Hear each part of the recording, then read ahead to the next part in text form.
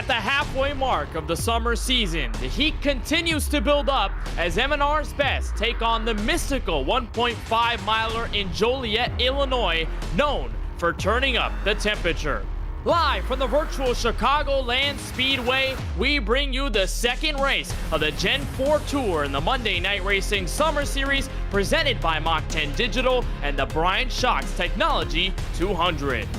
Welcome to our coverage on Podium Esports. We're alongside Darren Denman in the booth. My name is Kenneth Bueno. Ryan Bowers, our producer all night long. He's using cameras provided by Dougie Beard. Well, Darren, it's like putting a cut card in the middle of the deck. We're at the halfway mark of this M&R summer season, and we're bringing it back to Gen 4 action this time at a track that has not been active in NASCAR series for a while, but in iRacing lives on forever. This track is tough to drive, and with these Gen 4 cars, so much power beneath the hood, and fresh off of a super speedway race at Atlanta, we're going to be in for a show, no doubt. Yeah, absolutely, Ken. This is going to be a great show again tonight. We've had great racing all summer long throughout this summer series, and we are now back in the land of slide job. So it's going to be a heck of a race tonight as those guys slide their way through the corners, and who knows, we might see a heck of a finish, just like the slide job finish of a couple years ago here on M&R tonight.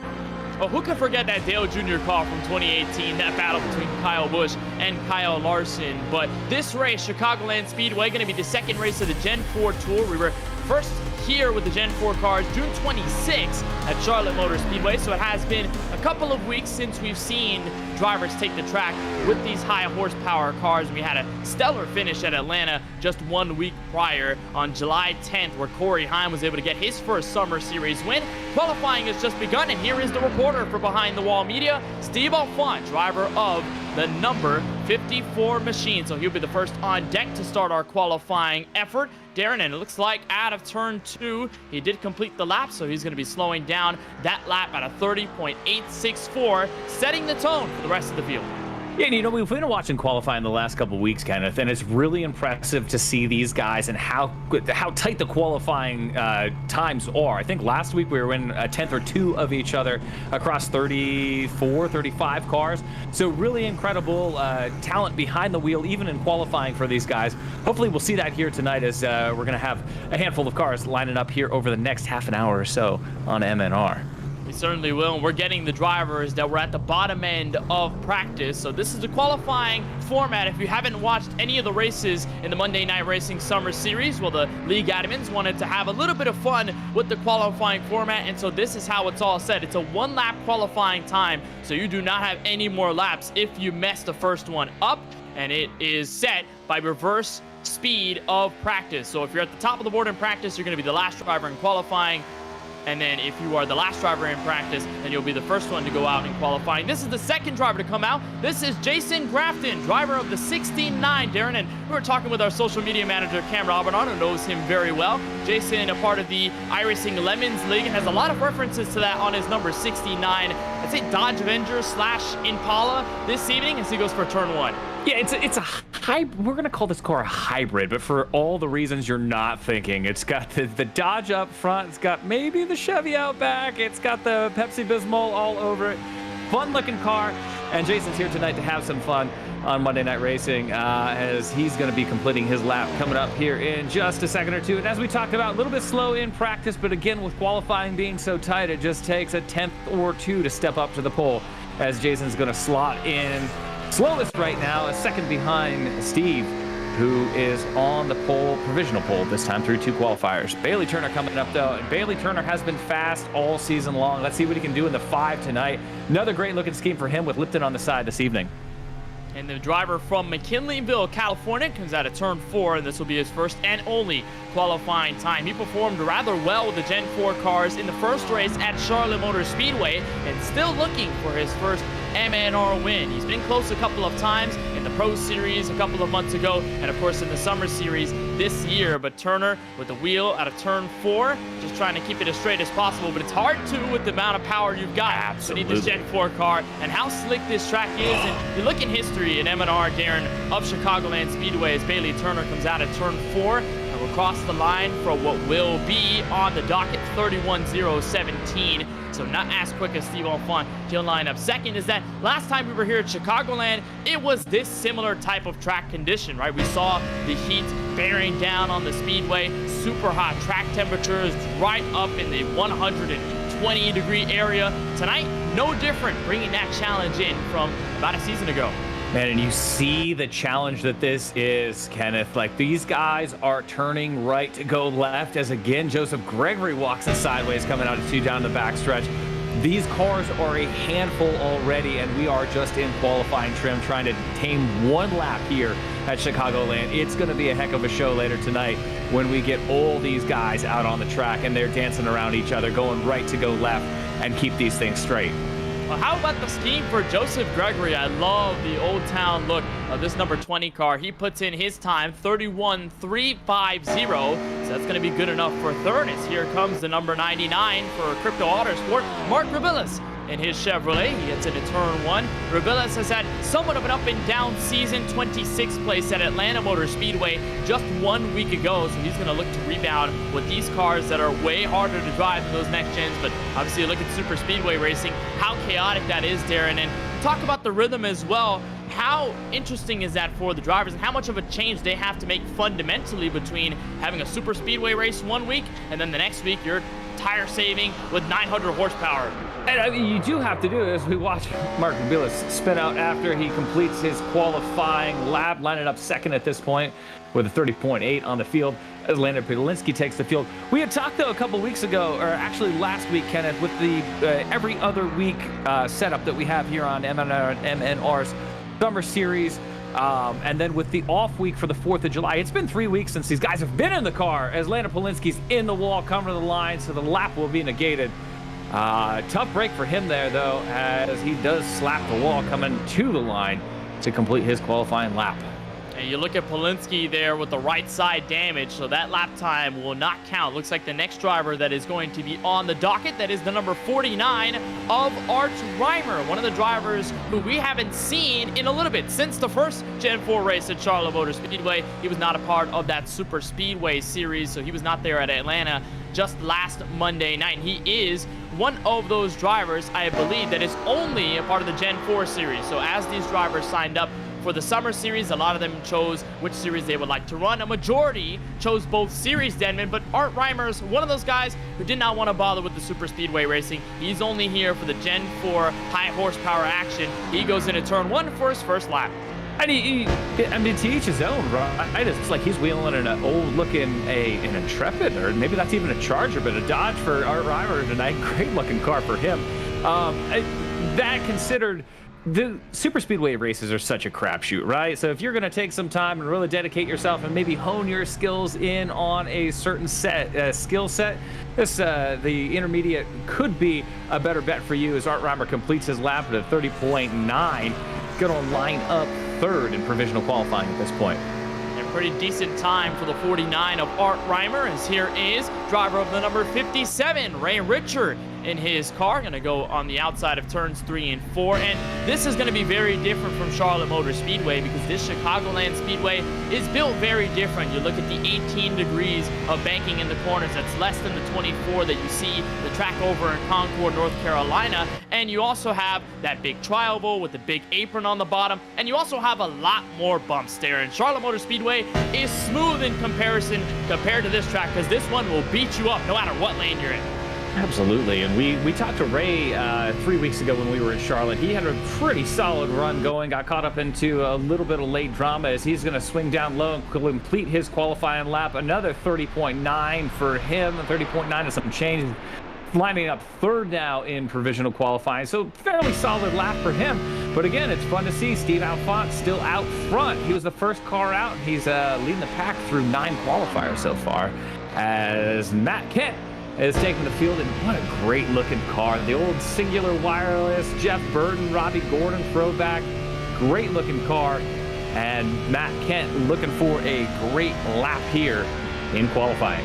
You know, there's one thing that the Gen 4 does, it brings back memories, because you can put those old-time NASCAR schemes on it, and it looks phenomenal. A bit of loose out of turn 4 for Matthew Kent on his lap.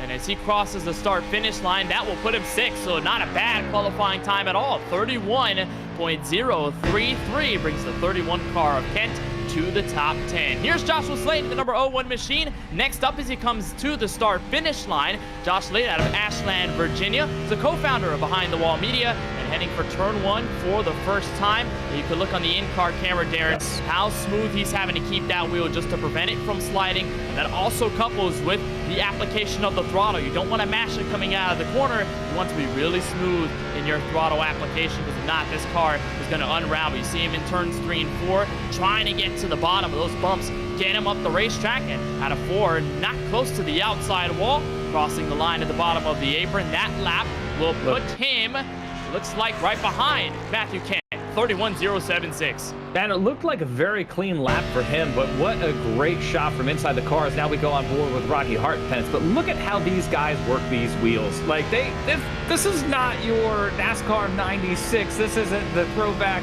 PlayStation NASCAR 98. Like, these guys are really doing serious work, really have a talent and a feel for these sims, as it looks like Rocky Hartpence in a great looking number 71 heading down the backstretch here on his qualifying run. But again, it just goes back to the skill that these guys have and the dedication that they put into their craft here for Monday Night Racing. It's certainly true. And a lot of these guys put in many laps to make sure that they are good to go by the time race time is concerned. Rocky Hartpence with a really clean lap, 31 flat all across the board. That puts him 5th. So Hartpence looking to get a good finish. Remember, he ran well at Charlotte Motor Speedway to kick off the Gen 4 series. So there's a lot of promise behind the 71. We'll see exactly what he can do. Now, Matt Stolnick, on the other end, Darren Denman, has been one of the best comeback drivers throughout this season, and that not only is concerned with the Gen 4 cars, with the Super Speedway cars, he can do the very same. He ended up finishing 4th at Atlanta last week. Stolnick is going to hope that his qualifying effort gets a little better as he comes out at turn 4, but even if he starts from the back, I don't think you can doubt him at all. He started shotgun on the field last week. He's going to be doing much better here with a 30.9. He started shotgun on the field last week, marched to the front, got shuffled back, got caught up in a crash, still ended up with a great run. So Matt Stolnick's going to be a great one to watch tonight. Maybe a safe bet with that Tipico Sportsbook sponsorship, as he's going to line up 2nd here in provisional qualifying. As Leighton Sabile, I know we were talking about him earlier in our little meeting. He is 1-0 to hang it out, and he's got it sideways coming out of 2, coming down the backstretch.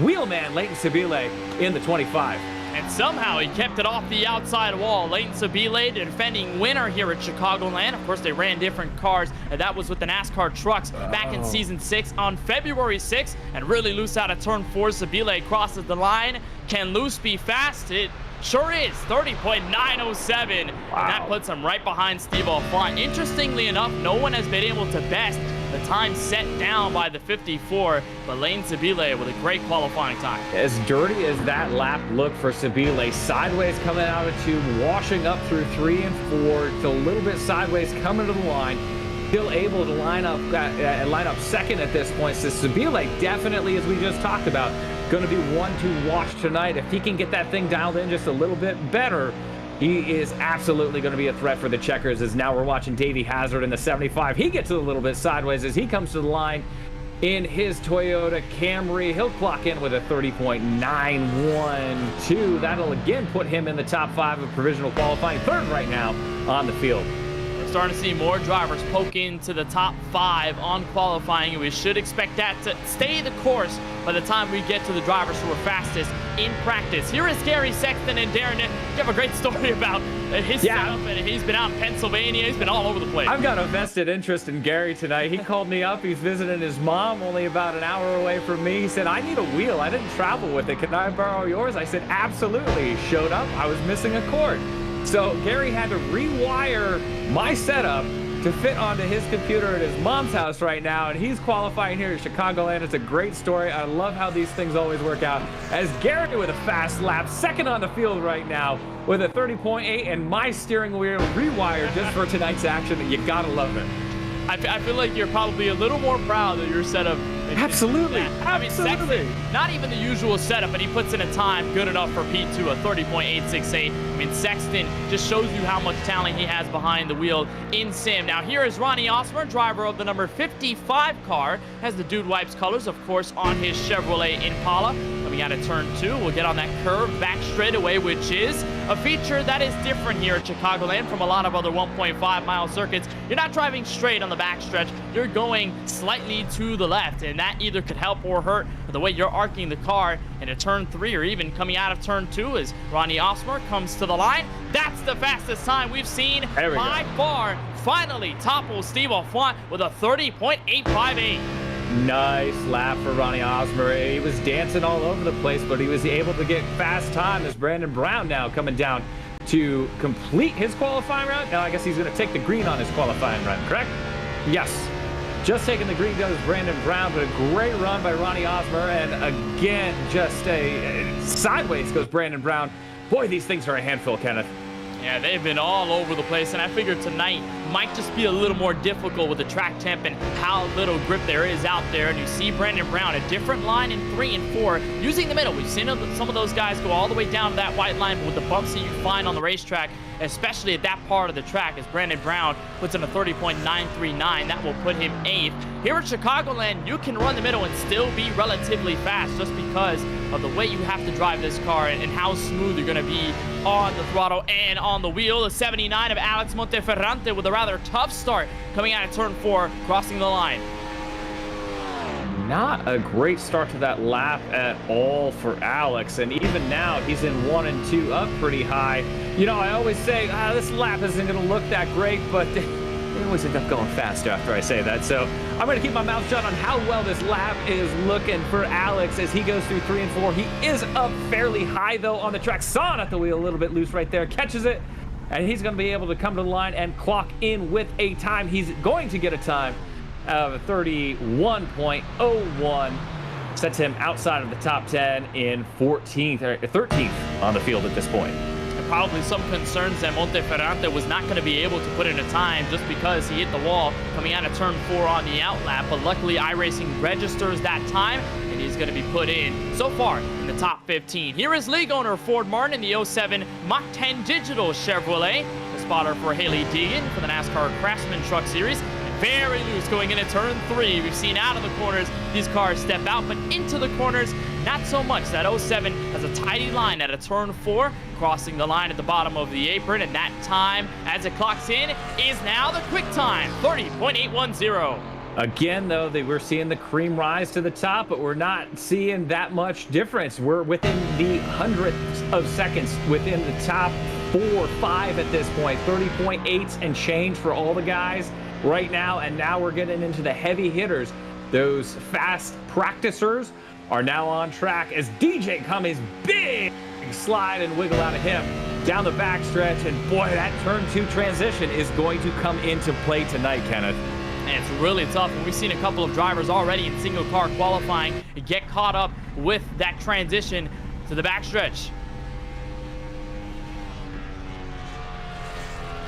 Cummings crosses the line. That's a 31.053. Rather surprising out of the NASCAR Ford. He was one of those, Darren, that was tossing and turning with all of the other drivers around him in practice for the top spot. And so Cummings puts in a time good enough for 16th, as here is Michael Fisher in the number 30 next up. As the 30 takes to the line, and again, we're talking about these guys getting into the the faster practicers at this point. So we're looking for some jump ups onto the board. Still waiting for the Colin Ferns of the world and the Cabry brothers yet to come. So if you're watching for them, stay tuned. Michael Fisher on track right now, and he is actually holding a fairly clean line at this point.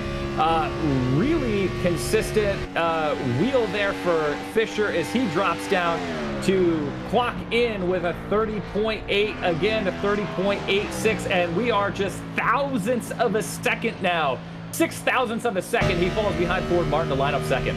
Man, Michael Fisher has been on it in qualifying. Remember last week at Atlanta where he held the pole for a little while before finally being beaten? He came home inside what appeared to be, I believe it was around the top 15 or so last week at Atlanta Motor Speedway. Or rather, never mind, it was a 22nd place finish, but it was a great top 10 run all night long. As here is Cole Cabry in the 51, clocked in 29th last week at Atlanta, so looking for a little bit of a rebound tonight. The 51 come out of turn 4, It looks like as he crosses the start-finish line, that time will be the top spot. 30.726, Darren, the only one we've seen so far break the 30.7 bracket.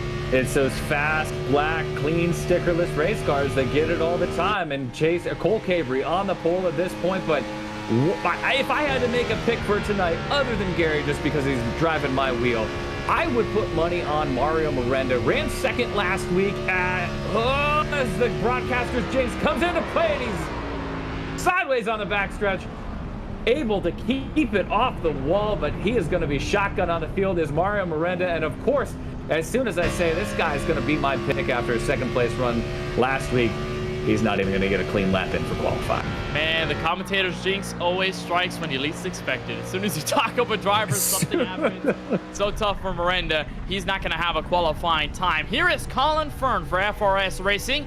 Driver the number 96. He crosses the line for his out lap, so this is going to be his official first lap. It looks like they have queued Chase Cabry to get onto the track. Fern had the top spot in practice a little earlier on tonight, so he's been relatively fast and is also a previous winner at an old and abrasive 1.5-mile track. If you turn your attention over to Atlanta Motor Speedway a little while ago in the M&R Pro Series, where he won with the next-gen cars, that was a stellar one to get him into the championship for back in season number 5. Fern still looking for his first win of the Summer Series in 2023, and this time is second place behind Cole Cabry, 30.765, as the other Cabry, Chase Cabry, comes in for his lap.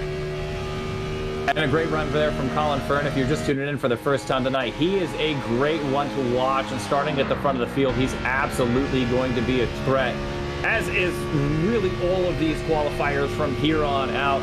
To the cream of the crop at this point, as we see Chase Cabry heading down the backstretch. He's always a player in these events, and he's been fast in qualifying. He's been fast in the races all summer season long. Pretty line right now for Chase Cabry coming out of 4. And Chase Cabry had a shot at the win at the Gen 4 race at Charlotte Motor Speedway. Remember that strategy battle between himself and 30.6. He's at the top. Oh, beautiful lap by Chase Cabry. 30.682. And not sure if anyone can get past that, but there are still a couple of more drivers remaining. Here's Christopher Tate, who seemingly showed up out of nowhere in practice and led the board for a little while. Development driver for 3F Racing, a little loose at a turn 2. And I believe he almost got the outside wall. Not sure if that will invalidate his lap. But Christopher Tate trying to be the main driver behind 3F Racing. Still yearning to be NASCAR's first ever German-owned Cup Series team. And the 42 of Tate will come out of 4, almost grazing that outside wall. Can he beat Chase Cabry's lap? So far, the answer is no. 30.950, so a little slower on that endeavor. Next driver up, the man who's been almost unstoppable in the M&R Summer Series, Darren, James Bickford. Yeah, he's got 2 out of 3 so far. He finally lost one last week, right? So James Bickford looking to maybe rebound. Should we even call it a rebound when he had such a great finish last week as well? But Bickford on the track and looking to make it 3 for 4 here tonight at Chicagoland. Driver out of Napa, California. Coming out of turn 4 onto the triable, so he will be on his official lap. They are queuing Nick Olson to go right behind the great eSport Chevrolet, who also had a standout effort at Charlotte Motor Speedway, the first Gen 4 race of the Monday Night Racing Summer Series presented by Mach 10 Digital. But that race ended up turning to James Bickford's hands in the form of strategy, saving fuel all the way to the line. We're not sure if tonight's going to be in the same vein as Charlotte. It's probably going to be more about tire management than fuel conservation. And Bickford comes across the line. That is 30.931, so that will put him smack dab in the middle of the field at around P12. As here's Grit Esports' Nick Olson on the board.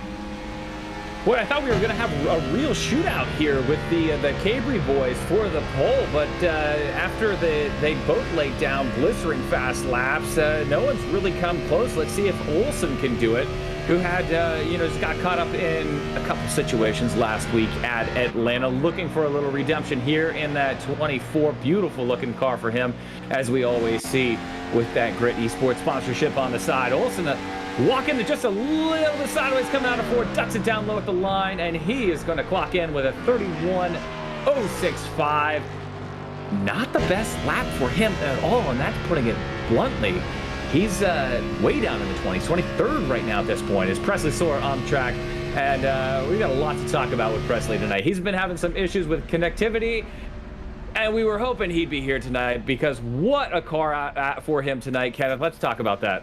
Yeah, this is a colored number 98 scheme done by Macy and Addie of the Golay Center Super Summer Fun Program. It's over at the Golay Community Center in Cambridge City, Indiana, the hometown of Presley Sora. He puts in a 30.882, but he talked to the kids about his real-life endeavors for racing and his virtual accomplishments, and had the chance to have all the kids color their own number 98 paint scheme. They printed out these papers that had the car outlined, said Presley Sora on it. All the kids got creative, and then it was chosen by himself and all of the counselors there at the Golay Community Center in Cambridge City. Decided on this colored paint scheme, so really cool where Presley Sora is not only actively engaging in his community, but with the scheme that he's bearing tonight in M&R. I love it. I love what Presley is doing. I met him last summer at the end of the season down at the Charlotte Esports Center, and just a cool kid. He's out in the community. You know, it's a virtual racing, right? But he's out in the community actually meeting these folks and engaging, and it's just great to see him having the success and the involvement that he has across the board. And really, Monday Night Racing has been such a catalyst for him to gain some footing within the community. So great for him, great for Presley. Hopefully we'll see that car up front later on this evening. Yeah, it's been awesome to see what Presley Sora has done in the little time that he's had in Monday Night Racing. Season 5 champion, has gone very close to winning another championship. He's out racing in real life now. He's been able to progress so much throughout his career, and it's been awesome to see. He's only 19 years old, still a relatively young kid. He puts in his time for P9, 30.882. And let's look back there at the Monday Night Racing Summer Series schedule. Again, I mentioned it's sort of like putting the cut card in the middle of the deck. We're halfway through, 2 races done and dusted for the Super Speedway Series. Now going to be 2 races done and dusted for the Gen 4 schedule. But tonight, the only time we'll see Chicagoland in the middle of the schedule before we head over to Auto Club. Yeah, and I mean, just looking next week, the thing about the summer series that I have been looking at all summer long is the just quality of racetracks and the cars that we have lined up on them.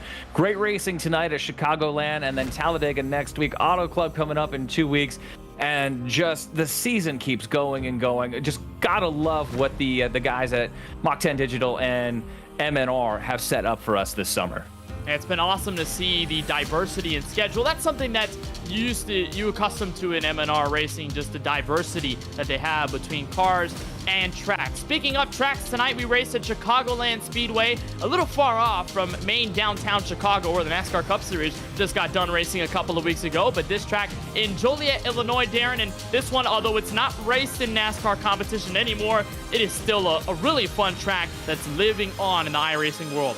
A fun track. It came online for the Cup Series in 2001. It really got caught up in like that whole cookie cutter craze that everybody talks about. It drives just about different than all of them, though. 1.5 miles long, 4 turns, obviously, as we are accustomed to expect from a D-shaped oval.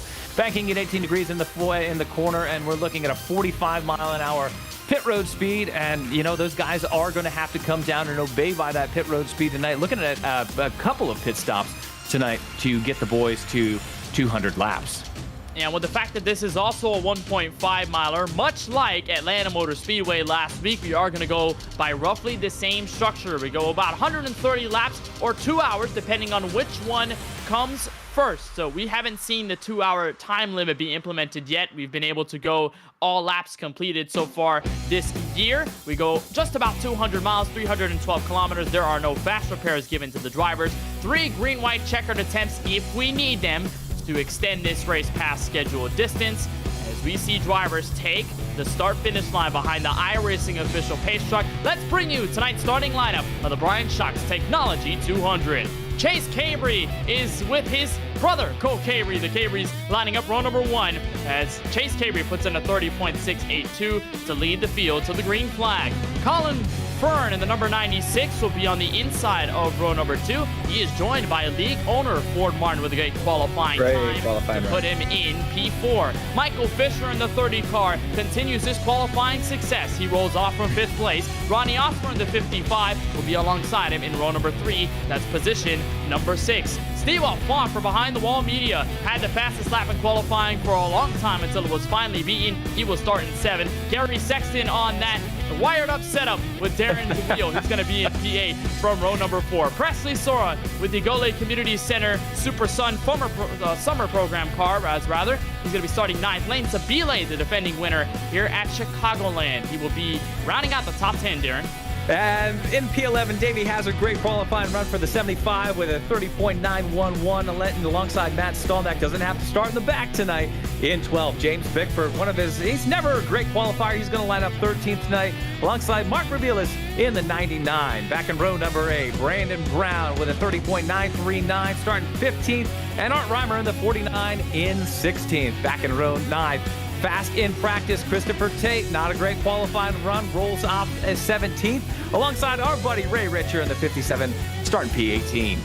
And back in row number 10, Rocky Hartpence in that beautiful pink number 71, alongside one of our consistent contenders, Bailey Turner in the 5, rounding out the top 20.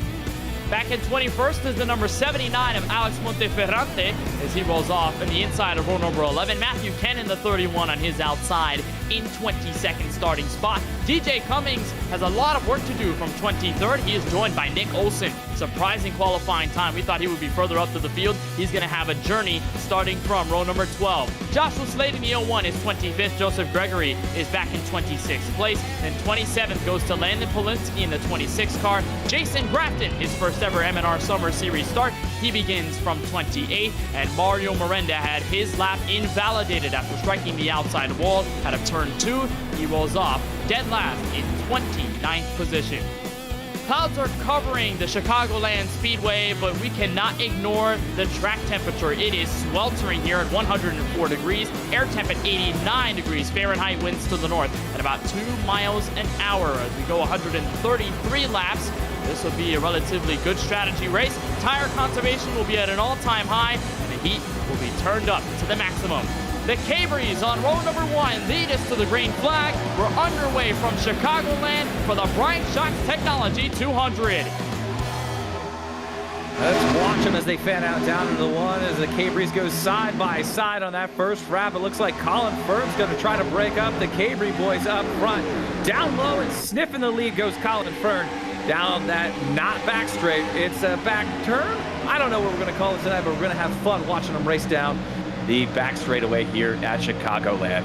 That backstretch curve as they come into turns 3 and 4 for the first time. Car on the wall and Steve Alfump, he's able to gather back up. We saw 3 wide for a moment. Lane Sabile is trying to not waste any time on the jump of this race. One of the only guys using the 3rd lane here in turns 1 and 2, whipping the car sideways, but that gets in the run on the backstretch. He's going to get to the outside of Cole Cabrey. Now to Colin Fern for second. And I'm excited to watch Colin Fern. He is one of the most aggressive drivers in the sport. And if the Cabrey boys lined up first and second, it doesn't matter to him. He's trying to break that up. But now Lane Sabile on the high side with a nice run. And Lane Sabile looking to charge on Chase Cabrey, so he's using his Goodyear Eagles for now. Not sure if that's going to bite him in the back later in this race if we stay green. But Sabile is yearning for some track position early, side by side, back through the latter half of the top 10. Michael Fisher, Ronnie Osmer going at it for position. They've got Presley Sora right behind, creeping in that number 98 Chevrolet. They've got Ford Martin, or rather Toyota Camry. That's Ford Martin in the Chevrolet on the inside. Fisher gets the outside wall. And here's a look from James Bickford, just on the outskirts of this battle in 9th. I know we're watching the battle up front, Kenneth, but I do want to call attention early on to this. Mario Miranda did not have the best qualifying run. He was the one that had his time negated and started shotgun on the field. He's already marching up through the field, having passed 7 callers already in the first 4 or 5 laps. So let's watch Mario go through the field. Keep some notes on him tonight. We know he's fast. We know he's a talent behind the wheel. We spoke to him after the race last week. He's looking for respect here on Monday Night Racing.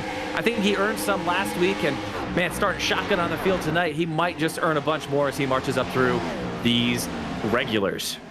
And he's also looking for redemption, Darren, because if you remember what happened at Charlotte Motor Speedway, he was running up front and then got hit from the back from Corey Heim, and his machine sent him around, flipped him over, and that was race over for driver number 89. So Miranda is looking for not only a cleaner race tonight from Chicagoland, but one where he can capitalize on the speed that he has behind the wheel. Qualifying was a little bit of a tough outing with the way he hit that outside wall and validated the time, but so far progress is moving for Miranda. He is up to the top 20. This battle continues inside the top 10, and they have not been able to settle it, Darren. Ford Martin leading this group of about 4 or 5 cars.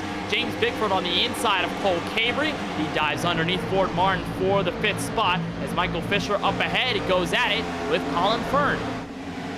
Just great racing throughout the field. You always, for me, I come into this and I'm like, oh, the guys are just going to play some games tonight. No, like this is really good quality racing that we're watching out of these guys as we're now on board with Gary Sexton, currently running 11th on the field.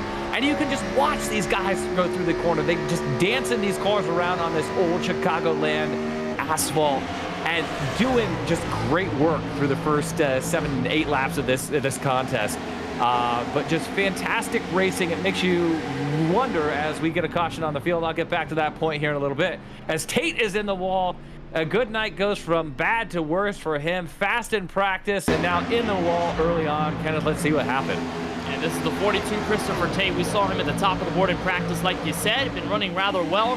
He's on the inside here on the backstretch curve. It's the 57 of Ray Richard that starts this by getting into the outside wall. And one thing about these Gen 4 cars, Darren, that is worthy of note is that it has the same build as the Arca Menard Chevrolet that's on the iRacing service, and with the body, it's sort of a twisted sister body, so you don't have exactly symmetrical bodies like you do on the next gen car. So here's a look from Tate as 57 gets down on the racetrack right there under the 42, hard into the outside wall. Not sure if that's going to end Tate's night from Chicagoland, but with the way these cars are built, symmetrically, or I guess asymmetrically, if you get into that outside wall, it's going to suck you in. You're going to be tough.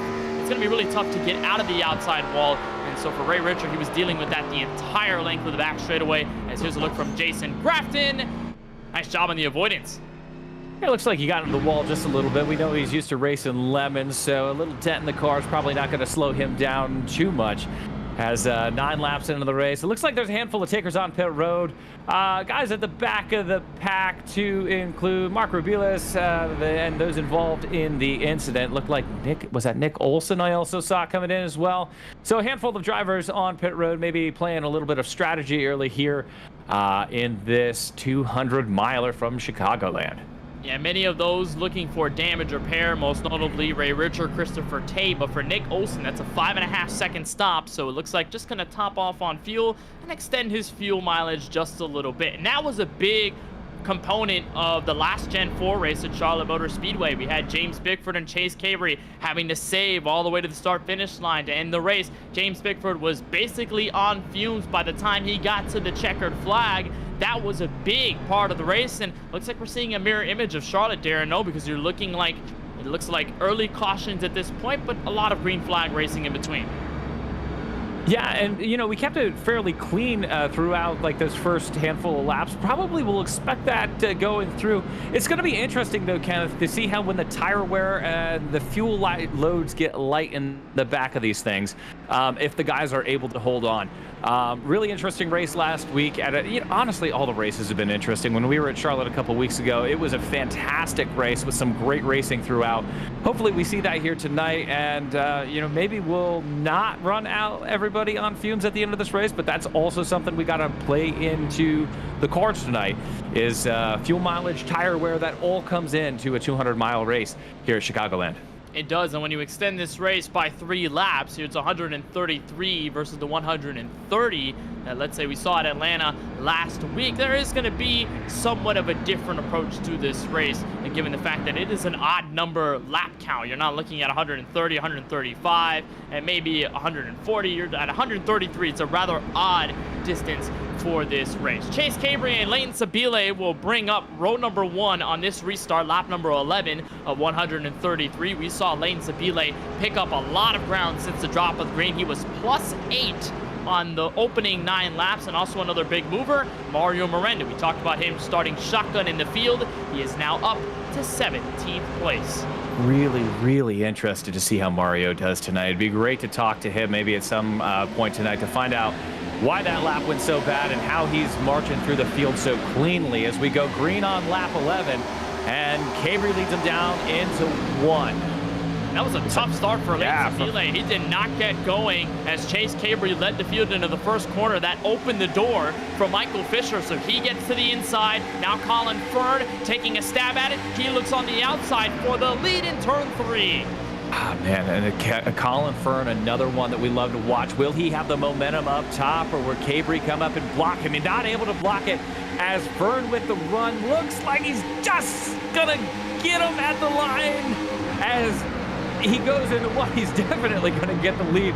And now the battle is on up front. Tires cooled down just a little bit as Colin Fern ekes out a nose. Now a fender, now a bumper, and Colin Fern, FRS Racing Impala to the lead. Our first new race leader here from Chicagoland Speedway. Fern's going to have to try and get away from the 39 car. He's already opened the gap up to around a couple of car lengths at around 0.3 of a second. We are side by side for that third place position. James Bickford on the inside of the 30 car. Michael Fisher, just a look from Sabile's onboard perspective. And look at the different lines they're using in 1 and 2. Just the amazingness of a track like Chicago. You can expand your line and still be fast wherever you are. But I noticed there on the pass, Darren, that Colin Fern didn't just give Chase Cabry the very bottom and give him a lot of space. He tried pinching him down there, which might be something we'll be talking about. If you can get that middle lane rolling while the car's on your inside, you can make them struggle while trying to put the throttle back in. Have you ever heard of Colin Fern giving anything to anyone other than a hard time? Other than a hard time, which he is all about dishing out the hard times. Oh, far around. James Bickford from third place, spun by Michael Fisher, and he's going to save it on the back straightaway, keep it off of any sort of outside or inside wall. But he brings out our first caution since the restart at lap number 14. Gonna wait to see the replay on that one, Kenneth, but good hard racing up at the front of the field out of the 29.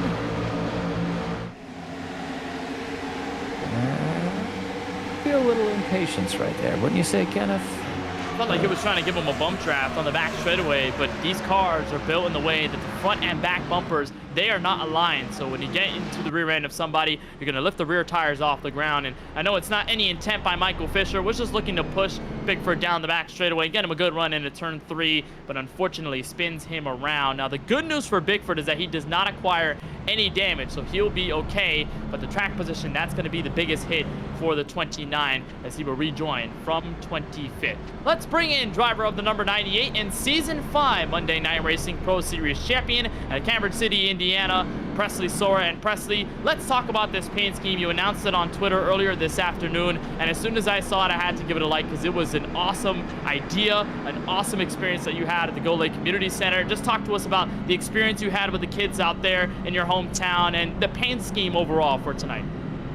Yeah, so the Super Summer Fun program is basically like a summer camp kind of, where the parents, if they can't keep the kids for the day, if they've got to work or something, they bring them in, and the Gole does fun activities with them. They've got a gymnasium, they got a pool, so kids stay entertained. And they had a professionals week a couple weeks ago, and I was one of the professionals that got to go in and speak to them. And yeah, I got to tell them about the sim racing, which they thought was really cool because obviously they play video games, and told them about the real life racing, which they had tons of questions about, and they were super interested in. And I was so impressed with some of the questions that they asked and how involved they were, because you know there's like 4 or 5-year-old children in there, and they do so well with comprehending what you're talking to them about. And obviously race car stuff's probably pretty cool to a kid that age. I know it was for me when I was that age. So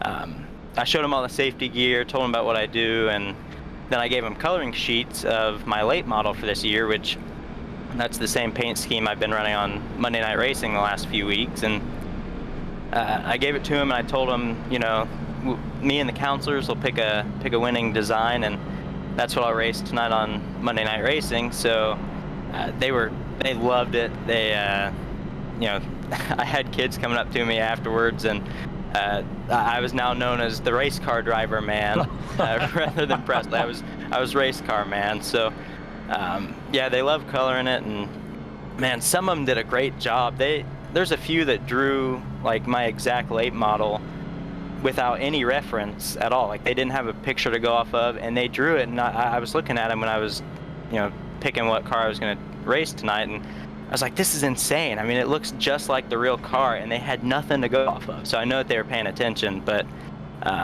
yeah, we ended up picking Addie and Macy. They teamed up on it. It wasn't a group project, but they chose to work together on it, and they made this good-looking blue and gold design. And yeah, I thought it was funny because you would think kids that age, more of them would team up on it and do similar stuff, but they were the only two that worked together on it. So me and the counselors picked them, and they were super excited. You should have seen the look on their faces when I went into the room and told them that they were the winners. And yeah, so I hope that they're both watching tonight, but they were super stoked today too, because they didn't see the iRacing version of the car until this morning. So wow. And their faces just lit up with it. So Gavin Newton, he did the paint scheme in real life on the late model, and then he did the paint scheme on here too. He did a great job making it look just like colored pencil on here. I mean, it looks just like the drawing. So I thought it was a really cool opportunity for the kids to have something to really work for in the program, and they definitely enjoyed it. So it's a really unique paint scheme out here, and there's nothing else like it, but I had fun doing it. Yeah, it's really cool stuff. I mean, nothing like letting the kids' creativity run wild. The scheme looks awesome tonight, and I can imagine when we saw the photos, you putting on the race car drip. Probably all the kids were a little excited about that. But just before we go green, what was the coolest question you got from the kids there at the community center? Well, for some reason, a lot of them asked what happens when the tires fall off of a car. So we're gonna hope that iRacing did very well. Yeah, we're gonna hope that doesn't happen tonight. Hopefully, I don't find that out, but. That was the most common question, I'll say. All right, well, that was a lot of fun. It was really cool seeing all the photos on Twitter. You're running 5th right now. A great run built up as of lap number 18. Ready for the restart. Go get him, Presley. We'll talk to you next time. All righty, thank you. That's Presley Sora, driver of the 98. That crayon-designed Toyota is going to be taking the green flag from the inside of row number 3. Meanwhile, the lead is Colin Fern, Chase Cabry on the outside of row number 1. Lane Sabile rounding out the top 3 as they head for the first corner. For the first time on the restart, Michael Fisher trying to dart underneath that 25 of Sabile, challenging for 3rd. That's not going to be good enough of a run. Sabile is going to hold him off. Car almost on the outside wall on the back straightaway. And here comes Chase Cabry for the lead to take it back. Nice run. He caught the draft off of Colin going down the back stretch as they battle through 3 and 4. Let's see if Colin can get the run on the outside with the momentum. He's going to nail Chase Cabry in the door. Cut him off as he cuts to the line. So it looks like Colin will lead that lap, but at what cost has he riled up Chase Cabry as they still go side by side through 1 and 2.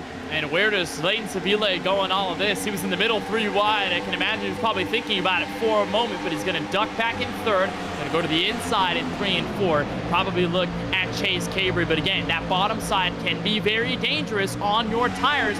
You've got a driver up there. We talked about how much they can pinch you at the bottom of the racetrack and pretty much wash up all the tire advantage that you may have on them. And so far, for Sabile, seems to be keeping plateaued at the moment. He's able to stay behind the driver of the 39 who looks for a monstrous run out of turn 2. He can't quite get it, and I believe, Darren, after the first pair of cautions, we're looking at these guys getting a little less aggressive, trying to be a little more conservative.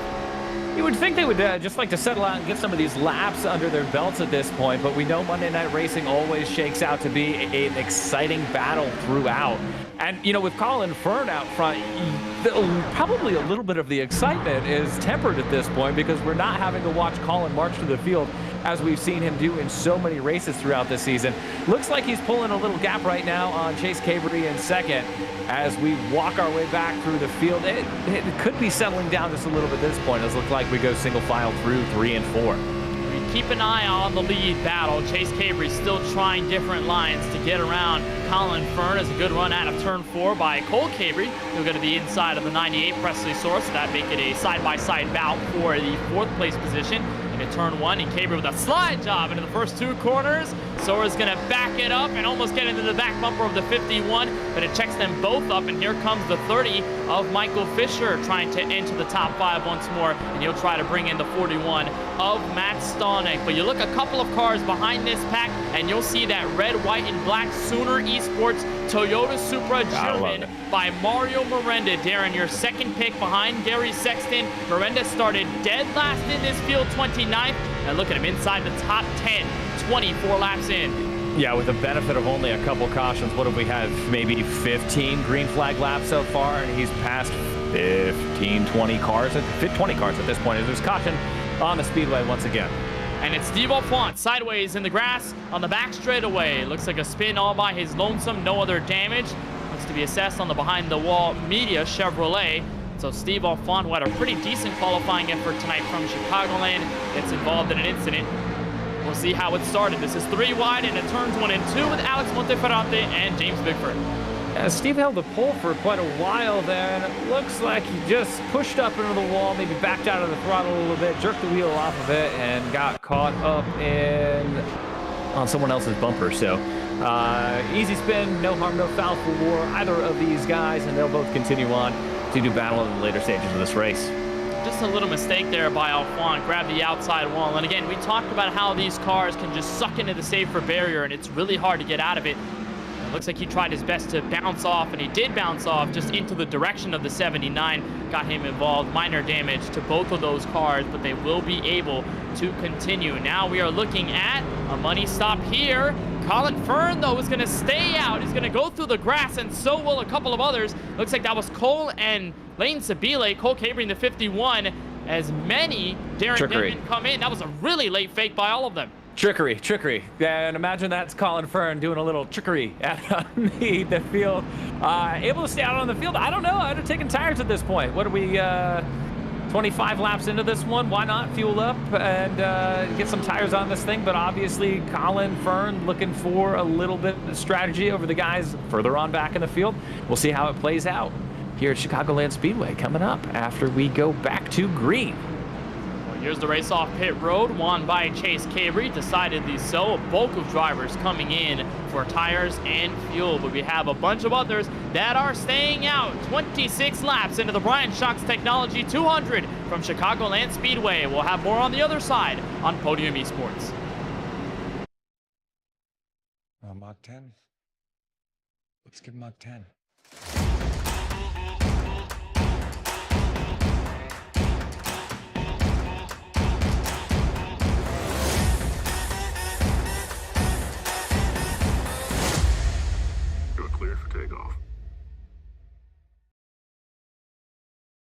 Frontstretch.com, providing up-to-date news, analysis, and commentary on all the latest in the world of motorsports.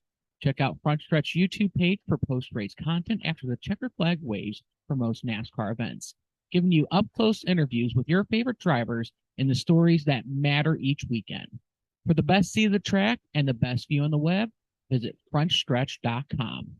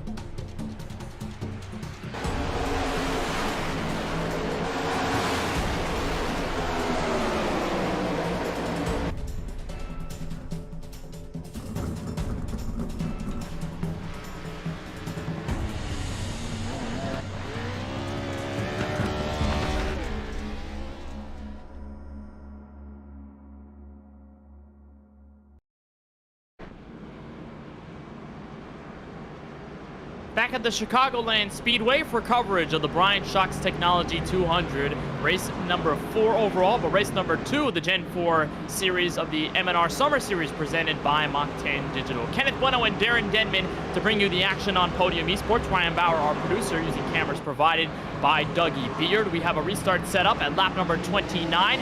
Colin Fern and Leighton Sabile, they have been looking at it for the lead for a little while. They take the green flag and heading for turn 1 as Colin Fern has the lead by an inch.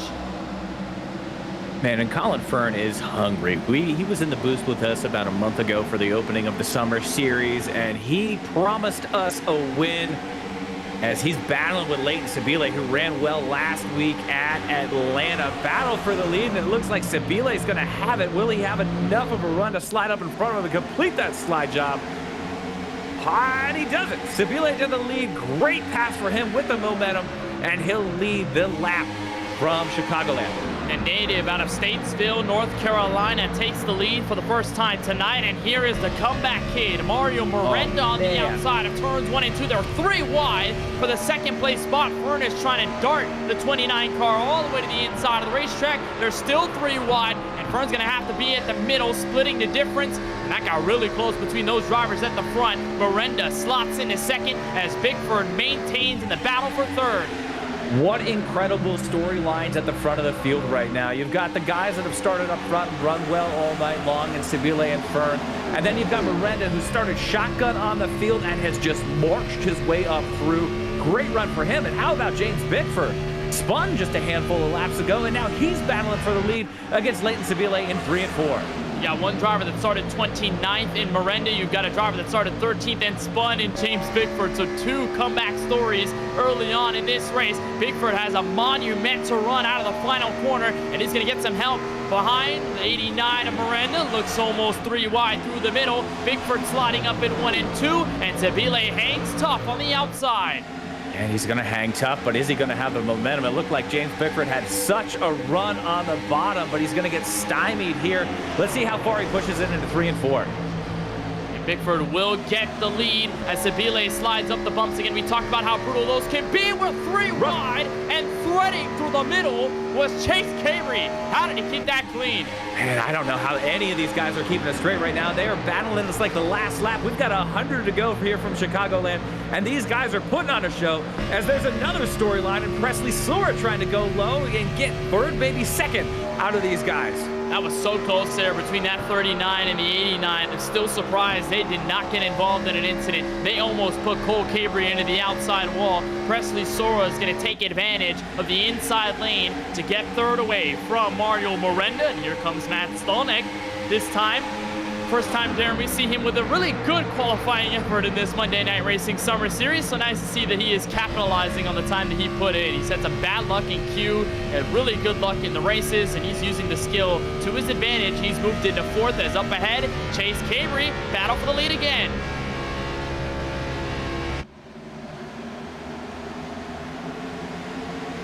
And he's got the spot. Bickford gives way. So Chase Cavery, the Tampa, Florida driver, back to the front.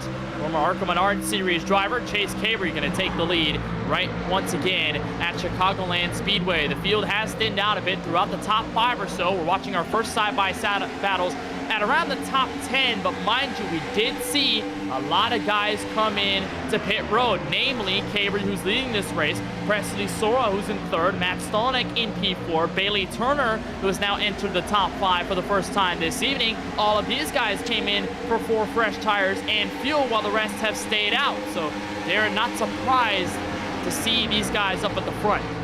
No, and the one probably who is most surprising is Mario Miranda, though, right? Like, we knew he was fast, but he's not been really working that much of a pit strategy, and he's marched all the way up now, falling back now to 6th. But again, a great run for him as these leaders continue to battle here in the top 10. And Colin Fern, you see him on 36 lap old tires. He is falling through the field drastically. He has fell to 15th place. That was Ford Martin to get around him. He's going to put up a fight for it. Coming back to turn 1, but Fern struggling on his set of tires, and that is going to be sort of an alternative strategy for these guys, right? Because, Darren, you think about it, if we get into a long green flag run, they're going to have to pit under green. There's no doubt about it. They're blocking all the way to the inside of the racetrack. That's around P6 that they're doing that. Alex Monteferrante had to send a shut door to Michael Fisher and DJ Cummings. But those who are on the older tire strategy, they might have a bit of concern, because if this race goes green, they have to come in on green flag stops. Everybody else on fresh tires, they can stay out a little longer. It's going to hurt them. Yeah, and you don't know how the mindset of these guys were either going into that third quick caution, right? We had 1, 2, 3 cautions right there in a row. And maybe they were expecting more, and they wanted to wait 1 or 2 more cautions before coming in. But if we get a long green flag run here, you're right, Kenneth, it's going to wreak havoc on these guys' strategies that did stay out. The Colin Ferns of the world and the Leighton Sabiles, and they've already lost a bunch of track position anyway to these guys, falling back to the bottom half of the top 10 and even into the teens. And James Bickford so far is the highest running driver on the old set of tires. He's currently still in 5th, but we don't know how much of a drop that's going to be as we get further in this race. Once you enter that cliff zone, it's really hard to get back to a place where you have enough grip and stability underneath the hood. As you look at the 25 of Leighton Sabile on the inside, he's got help from Brandon Brown. And Darren, he's one of those old tire cars that's struggling. You look at him sideways, turns 3 and 4. But I guess I'm not surprised to see Sabile this sideways, because if you look at all of the abrasive 1.5-mile tracks that we've run in this series to date, Leighton Sabile always stands out as the guy that's always sideways at every corner. Almost looks like he's going to wreck every single corner, but always somehow manages to save it. That's always the stardom of Leighton Sabile at these kinds of tracks. He's got an attitude for doing that. He's got a legend to uphold, and that is just walking that car sideways on these 1.5-mile cookie cutter tracks. Great run for him so far. He is dropping back through the pack, but you know who knows how that's going to set up 90 laps from now as we get down to the end of this thing. You've got to play the strategy. They've made the bet. They've got to lay in it at this point, and they're just going to have to hang on until that next caution or the opportunity arises for them to put tires on that machine. Yeah, that's exactly what I was going to say. They're going to have to hope for a yellow at some point. Guys like Colin Fern, Leighton Sabile, they don't want to hang on with these old tires for the moment. Contact at around 15th. And that could have been a caution in its own right. Colin Fern giving the bumper to Cole Cabry in a 3 and 4. Somehow, Cabry saves it, and again more contact. He goes for the apron, and he's going to keep that car collected. Boy, and we talked about it earlier, Colin Fern doesn't give anything but a hard time to anyone. We'll see how he battles, and he needs a caution, though, right? So he needs a caution. Maybe he makes his own caution as he works around Rocky Hartpence here.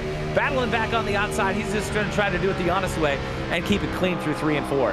Fern's going to take the top line in 3 and 4. You look at the onboard view, beautiful shots. Leighton Sabile gets run over by Hartpence as he was trying to enter pit road. He is not going to make it. He slides through the grass, and the 25 of Sabile gets significant rear end damage, and that somehow is not a yellow. Man, what a change of events here as we're going to queue up the replay here in just a second. And Sabile was coming to pit road. I'm not sure if he called it over the radio. I'm not sure Hartpence was also expecting it right there. He just got clipped. Solid contact, though, that sent him through the grass. No caution. And Sabile's night goes from bad to worse as he does not take tires on that last caution, and now he's in a world of hurt, falling way back through the field. He finally made it to pit road as he's falling all the way back to the last car in the lead lap, and he will go laps down this point, will Leighton Sabile.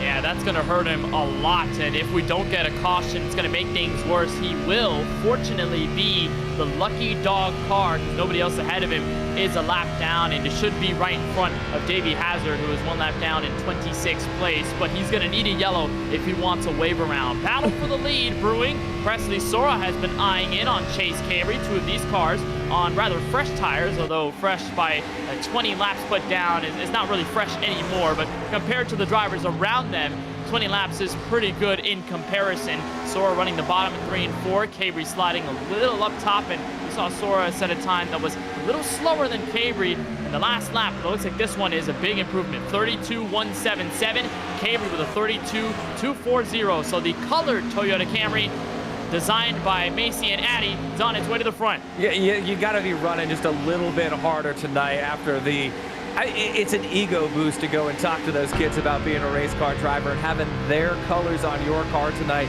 Presley Sora, probably a crowd favorite here this evening as he's battling for the lead against the Cabri boys. Going to the outside, he's got momentum as he comes to the stripe. He will not lead that lap, but he's going to have the momentum going into one. Sora's going to hang tough on the outside. Cabri's going to give him the fight on the bottom. Sora gets a little loose in a turn 2, but he's going to stay there. Cabri's going to give him valid space.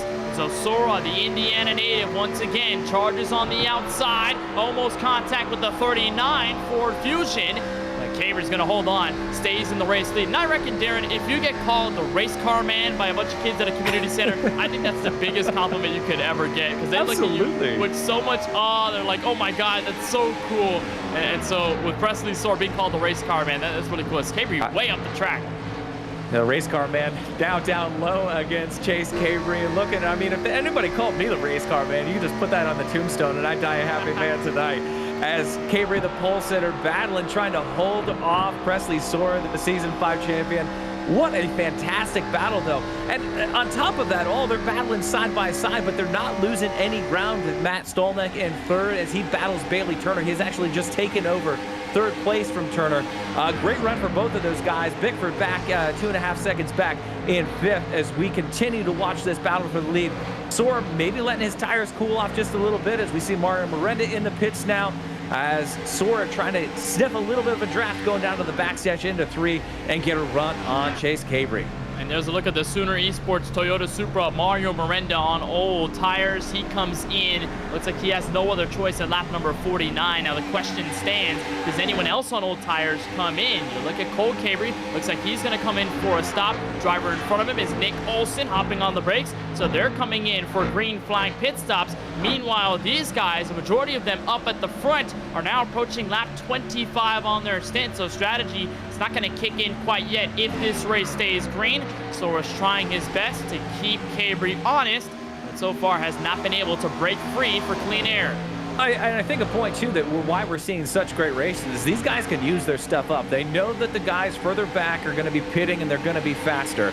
They don't need to pit right now until that really becomes a difference in, speed on the track, which it will become shortly as Colin Fern is going to hit the pit road. But use your stuff up now if you're these leaders and put on a heck of a battle. Try to lead some laps. Here we see the 96, the FRS Racing Chevy of Colin Fern finally making that pit stop. He's falling all the way back to the last half of the teens, running 18th. He'll pit out at Matt Kent and the great-looking old Jeff Burton Singular Wireless 31. He's in the pits as all. Green flag pit stops abound here from Chicagoland. You see a lot of these drivers coming in. Matthew Kent going to come out. Looks like the 69 of Jason Grafton. He was also in. I believe he just passed by the apron, let the whole field through, but he should be expected to come in for pit road. Got a battle for P6. DJ Cummings on the inside of Michael Fisher. We keep an eye on the race lead. Now I want to look and see what exactly happened to Nick Olson, because the great esports Chevrolet was coming in, looked like a rather routine trip to pit road. He overshot his pit box, was stopped there for around 5 to 6 seconds, and then backed up into his stall. I'm not sure what happened to Olson there, but it loses him a lot of time, and he has dropped 2 laps down to 26th place. Well, there's just been a lot of drama through the field tonight, right? Just little mistakes from a couple of these guys, some errant bumps, some just missed shifts and missed pit ins. And we've got drama up and down the leaderboard tonight. Great racing, though, as we're a little bit past a third of the way through, as it looks like Sora is finally going to have a run into 1, but will Chase Cabri be able to hold him off before the tires give out? Sora down low through 1 and 2, doing battle with the 39. 98 has been patient, and so far it is paying off. Sora on the inside of the race leader, still heading for turns 3 and 4. We'll see if this move is fruitful for the colored Toyota Camry. It looks like for now, not going to be the case, and Cabri's doing the same thing that I talked about earlier in the show, Darren. Just holding on to the middle line and forcing Sora to work a little harder to get a good run out of the corner. It keeps Cabri there, makes sure they're both side by side, and that way Sora doesn't break free by a large advantage. He's going to try the slide job. And he's got the slide job. Cabri looks for the crossover, but Sora gets loose, and Cabri's back on the outside. Got to call that slide job when you see it. I'm going to say it anyway, even though we're halfway down the back straight. Slide job, and we're going to try it again here in 3 and 4 as slower down low. Intense racing for Chicagoland. It's like it's on the last lap at this point. But again, the amazing thing is that they are still a second ahead of third place Matt Stolnick. So the third place guy not being able to take advantage of these guys doing the yeoman's work of battling for the lead, as Chase Cabry is going to be able to hold on to it once again down the backstretch. And the last thing you want to do if you're Presley or Chase is give way to Matt Stolnick. You don't want to give him the easiest route to the front. You want to make him work for it. And if you're side by side, losing time, well, it's going to be a lot harder for them to stay in front of the 41 who broke free of the 5 car. Him and Bailey Turner were in a slight tussle for third. That settled out. Stolnick has been all by himself on the racetrack. So if they go side by side continuously for the lead, Stolnick is just going to have an easy trip to the front. You saw Ronnie Osmer in the 55. He called for pit road, so he is in for 4 fresh tires and fuel. Lap number 57, we approach our first pair of green flag stops. If we stay green all the way to the end, as here's a look from James Bickford, who's trying to get around the Lipton T car. Yeah, Bailey always shows up with a good car, even a good-looking car, even when it's just that black number 5 that he was racing at Daytona about a month ago. Always a great-looking car out of Bailey Turner, and the kid is a wheelman, let me tell you that. I wouldn't be surprised to see that 5 car parked in victory lane later on this evening, as he's been having a quietly clean race all night long, as James Bickford looking to sniff 4th place out of him into 3 and 4, and it looks like he's going to be able to pull off that pass. And Bailey Turner has a pretty decent history at these abrasive 1.5-mile tracks, and I can recall the Xfinity cars when they raced at Legacy, Texas, and even then, some of the other tracks that they raced that were hot, intermediate ovals in the sun that are very bumpy and eat up the tires. Turner is a master at this type of racing, and him working with Adam Cabot, who's also one of the better drivers at the intermediate side of things. You know, him and Cabot were almost unstoppable at one point as a duo. Turner's going to lag back here on James Bickford, who has picked up a lot of pace over the last couple of laps, but despite having 10-lap older tires, as here is Alex Monteferrante in 13th on pit road. Rocking the old Dodge Charger paint scheme on that car tonight and looking really good at it. He'll take off back onto the track with a fresh 4 set of Goodyear tires on that thing, as this battle for the lead just will not go away. The question is, how long are they going to battle for it before coming to the pits? They've got all the way up till 13th, pinned 1 lap down. Mario Miranda, first car 1 lap down in 13th, as they've run away with this show so far. But if we stay green, the green flag pit stops are going to cycle through this, and we've got 2 very separate races going on at that point. The guys on these older new tires, and then we've got the guys on the newer new tires, I guess we'll call it at this point. But there's 2 very separate battles. There's 2 very separate races going on at this point, and it's all going to be determined on where the cautions fall and how this strategy plays out over these next 70 laps. That's true, and also you look at this top 5 all clustered in at around 1.3 seconds under a blanket. So if you look at them over this long green flag run, you got to question which of them is going to come in first. If you're Bailey Turner, are you more willing to go in for the undercut now that you're starting to fall off? If you're James Bickford, now that you're in the sweet spot, are you looking to come in first? If you're Sora, do you come in earlier than Chase Cabry to try and beat him on the undercut? There are so many factors that are going into this race as it unfolds under green. And then there's another factor, fresh tire cars that are a lap down. Mario Miranda and Colin Fern are going at it for 13th. They're trying to unlap themselves at lap 62 as James Bickford calls for the pit lane. Trying to unlap themselves and also be the leader when all these other guys pit, correct? So there's, again, going back to that 2 different battles going on at the same time. Looks like Stolnick's on the pit road too, along with James Bickford. So a lot of those guys on those older, fresh tires, we'll call it, they are starting to pit right now, and it cannot be long for Chase Cabry, Presley Sora, and the rest of the top 8 at this point to pit. Gary Sexton holding on right now in 8th position. All of those guys, we're going to need to see them in the next couple laps as Miranda unlaps himself. So that, again, is a big deal because now they've made up all their ground over these guys who have stayed out on older tires and lost time to them. So it's just a confluence of events and strategies and tire wear issues and all of this fun stuff going on the track. It's really hard to keep track of, but we'll do the best we can, right, Kenneth? Yeah, that's true. Even though we're not the greatest mathematicians in the world, we're going to try and calculate as best as we can. And you can imagine pressure's probably building for your leaders as the lap cars are getting around. Here comes Presley Sora and Chase Cabry, the top two coming in, fighting the wheel as they're coming onto the brakes. Bailey Turner's going to join them behind it. That was a big stop for Bailey Turner because the last lap he tried slowing down, but he had a lap car on fresh tires behind him. He did not want to get run over, so he hopped back on the throttle and decided, I'm going to go in next time by. So he comes in with the leaders collectively, and that hands over the lead to DJ Cummings, Rocky Harpence, and Art Reimer complete the top three. And these guys, again, they're going to have to come into pit road here soon, all the way down to Gary Sexton in 5th. So these guys will have to pit, and we'll see where it cycles through. My safe money says that Mario Miranda is going to be leading, or Mario Miranda, Colin Fern are going to be leading this thing, running 1-2 when this round of pit stops takes place. But how long will they be able to hold on as these guys with new tires storm out of the pits? And speaking of the stop 4 tires, Presley Sora just outright beat Chase Cabry to the exit line. And not only did Chase Cabry fall behind Presley Sora, he fell behind Bailey Turner, despite the 5 car having a slower pit stop, 14.3 seconds compared to Cabry's 14.1. But that's a big change there, Darren, for the 39 car. He's going to have a little more work to do if he wants to get to the net race lead as Rocky Harpence takes away the lead. Nice job for the 71.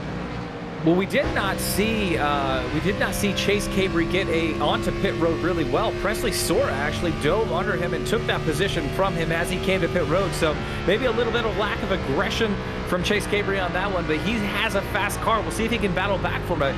But as we've seen all night long, track position really is key, and that car that can get out front is able to hold it as we watch these guys now cycle through.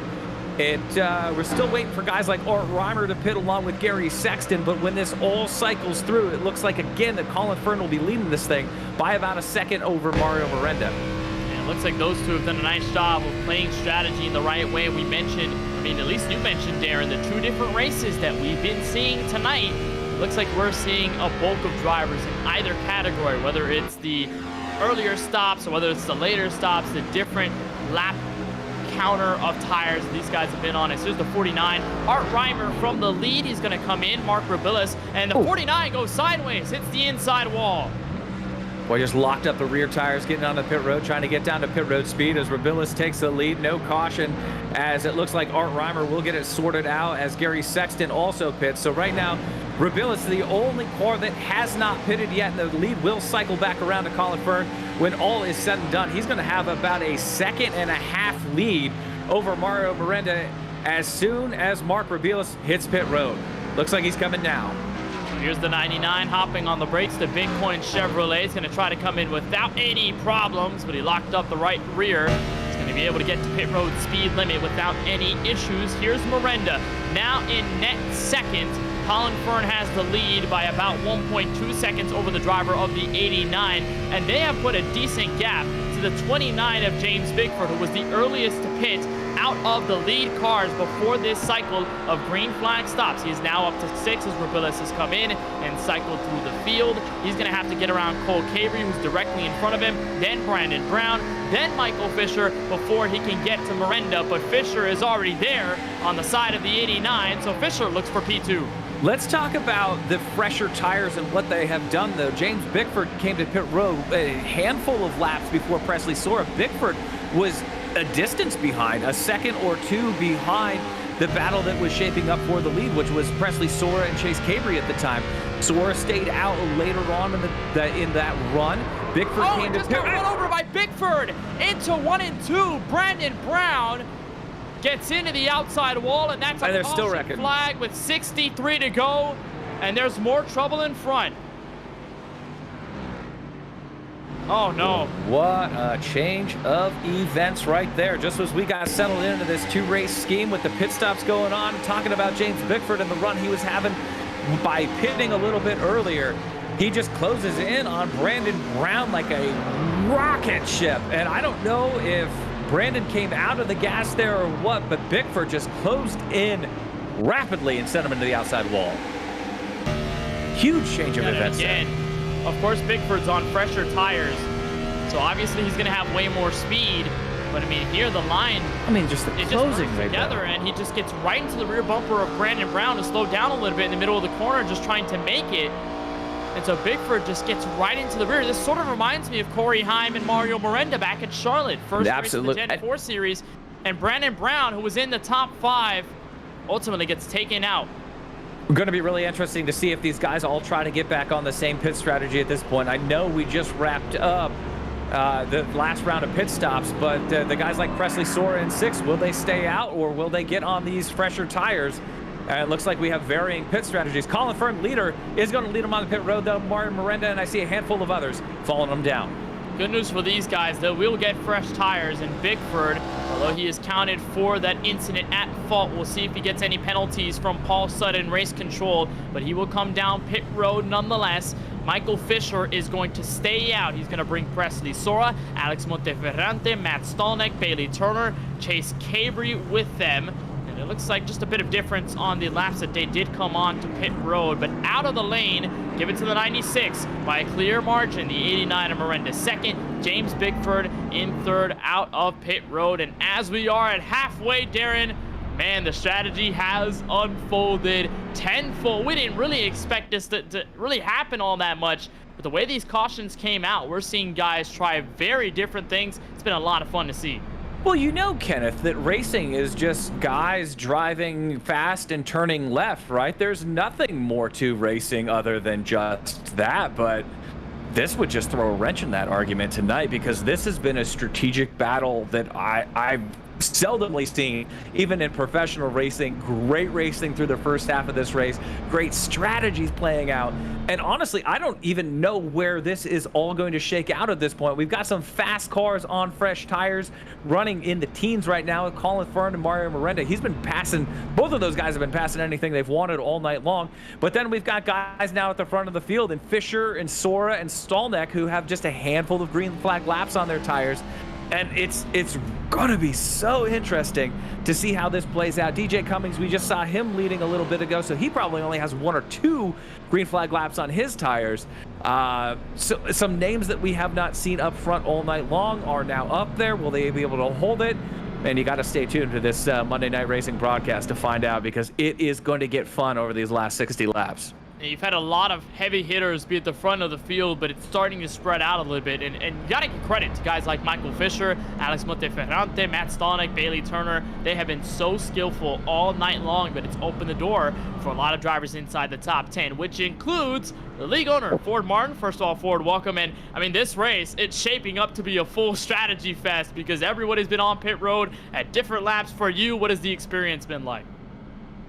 Yeah, right now it's just me and guys in our channel, we're just kind of figuring out how 1st through 9th is kind of screwed right here, while 10th on back is really in a good spot. Like guys like Fern and, you know, Mario and those guys are really in a good spot to kind of with the way these tires are going to work out. We kind of thought about maybe coming down pit road last second, but we only have 1 set left with, you know, 60 to go. So you know, Mach 10 Digital Chevrolet has been pretty fast.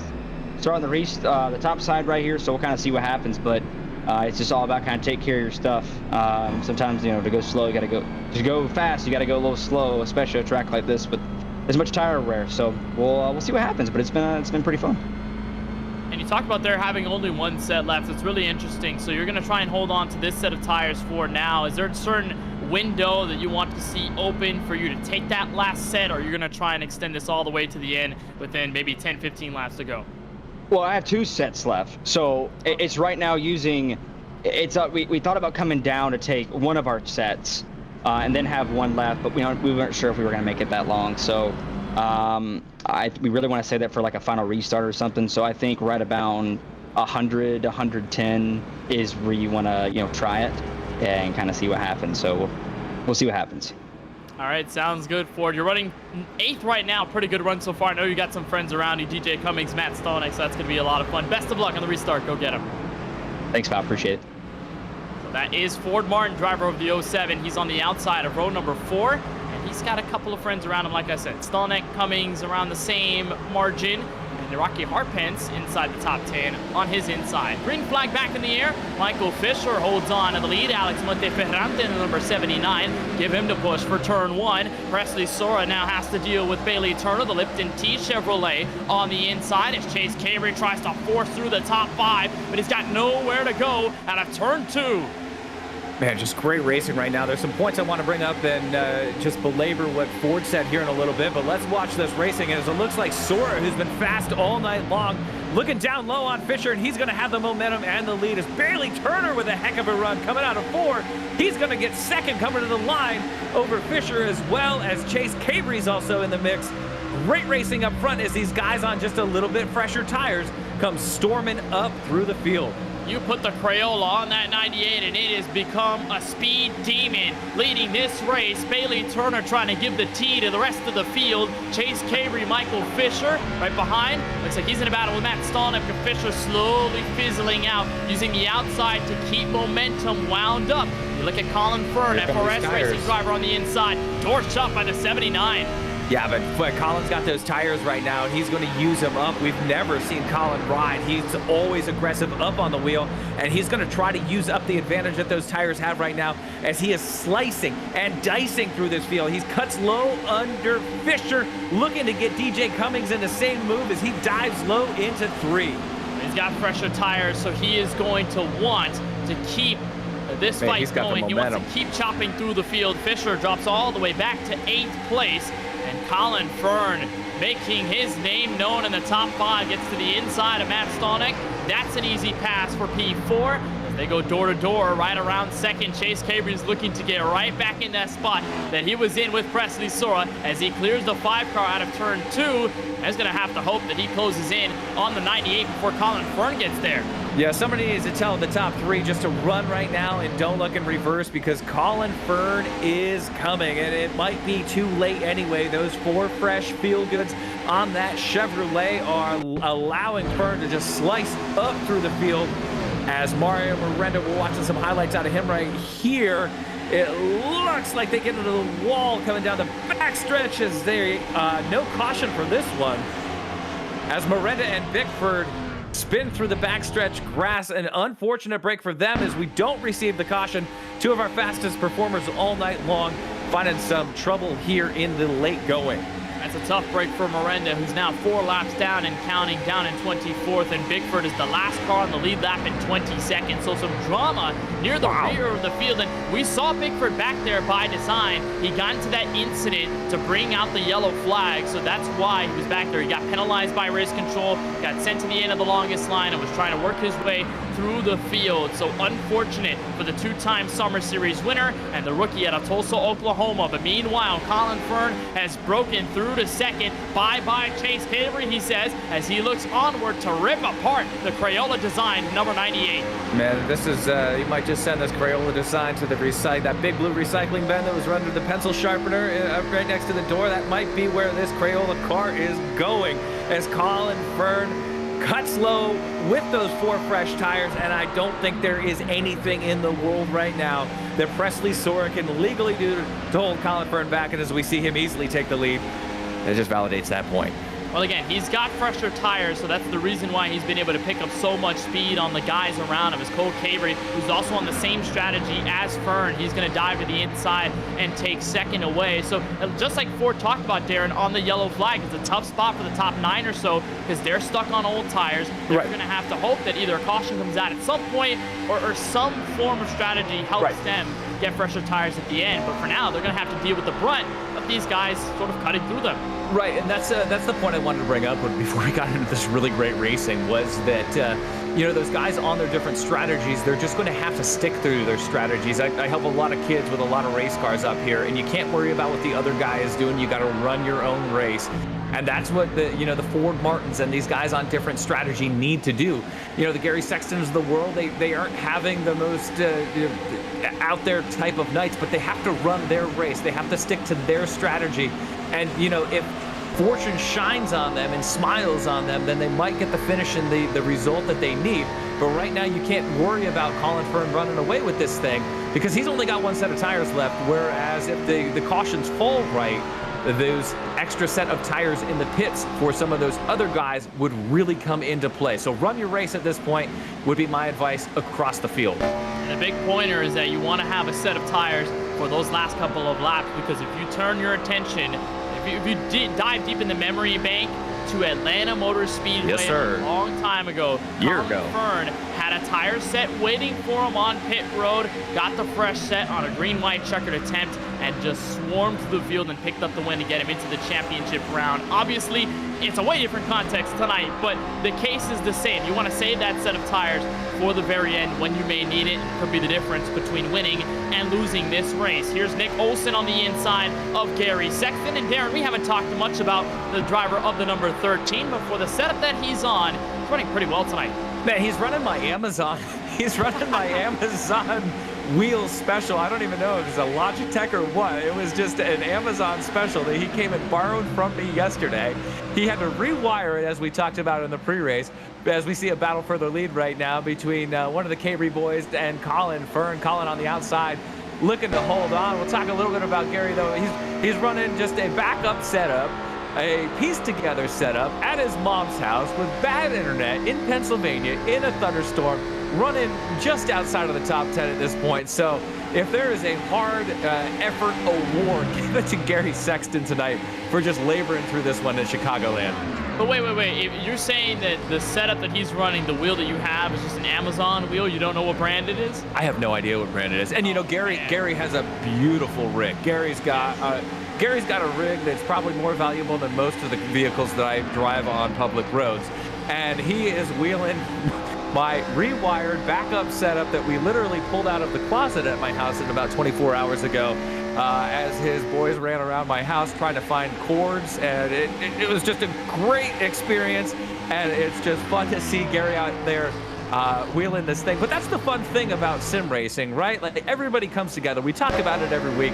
As again, we see Cole Cabry battle for the lead. It looks like he's gonna get it right now over Colin Fern. But you've got guys like Cole Cabry battling a Xfinity Series owner in Colin Fern, battling just guys that are learning to drive race cars from the sim, like Presley Sora. You know, we don't have some of our ringers in the field tonight like we usually do with Corey Heim. But you bring all these guys together from different walks of life, driving different systems that they have maybe just pulled out of somebody else's closet the day before. There's a car in the wall. The 71 car in trouble in the middle of turns 1 and 2. Everyone gets around him, but Harpence brings out the caution with 44 laps to go. It was a great run building up. He had old tires, and there's his reaction on the bottom right of your screen. We'll dial up the replay and see what happened, but it appeared to be contact with Joshua Slate in turn 1. I'm gonna let you talk him through this, Kenneth.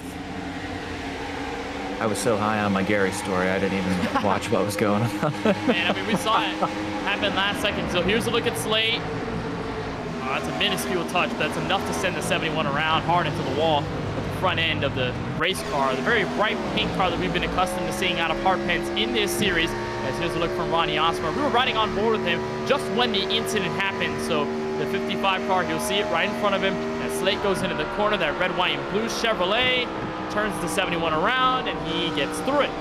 And let's talk about strategy now. 43 to go. We talked to Ford Martin a little bit ago. He was talking about pitting with 20 to go to get a fresh set of tires, but he has 2 sets of tires. So if that caution falls right, he'll probably be able to win the strategy game as Cole Cabry leads them all into pit road, and it looks like everybody is coming down for 4 fresh tires. Nobody is electing to stay out, so it means this field is going to be on an even playing field when we get the green flag next time through, with under 40 laps to go from Chicagoland. Cole Cabry trying to beat the number 96 to the pit stall first. And there's Chase Cabry there, the first pit stall after getting the pole tonight. And so they will lift up the jacks. 4 fresh tires on either side. The race car, some fuel to top them off as well, which should get them relatively close to the end of this race. Cole Cabry is going to win the race off the lane. Colin Fern, Presley Sora, your top 3. So the 51 will have the lead when we get the green flag. The Bryant Shocks Technology 200 continues on Podium Esports. Don't go anywhere as you're watching coverage of the Monday Night Racing Summer Series presented by Mach 10 Digital.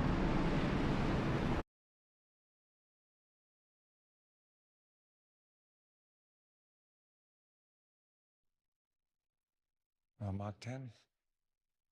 Let's give Mach 10.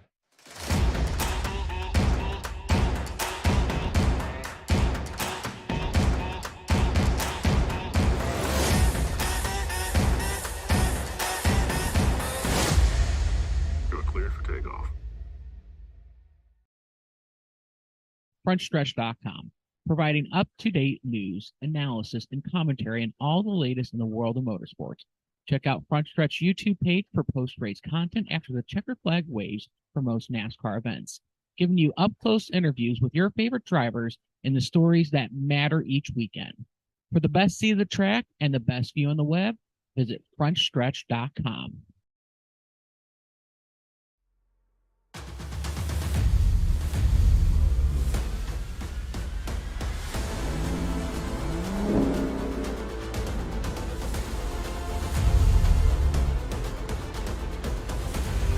Request permission to engage with impact conducting smash. Over.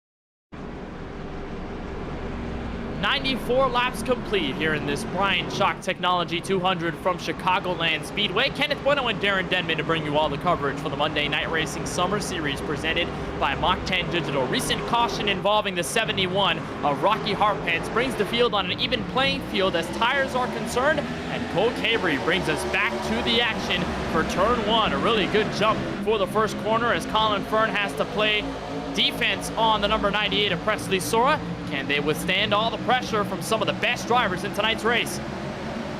And so, like, right now, Kenneth, we've been talking about the strategy all night long, but everybody is on that level playing field at this point. And as we talk through the break, a lot of the players that we expected to be up front all night long are expected to be up front at the end of this one are up front, as Presley Sora diving low under Colin Fern. But now the guys on equal tires, equal strategies. Let's see how they dance through these last 38 laps. As really, again, we've been talking about the cream rising to the top all night long.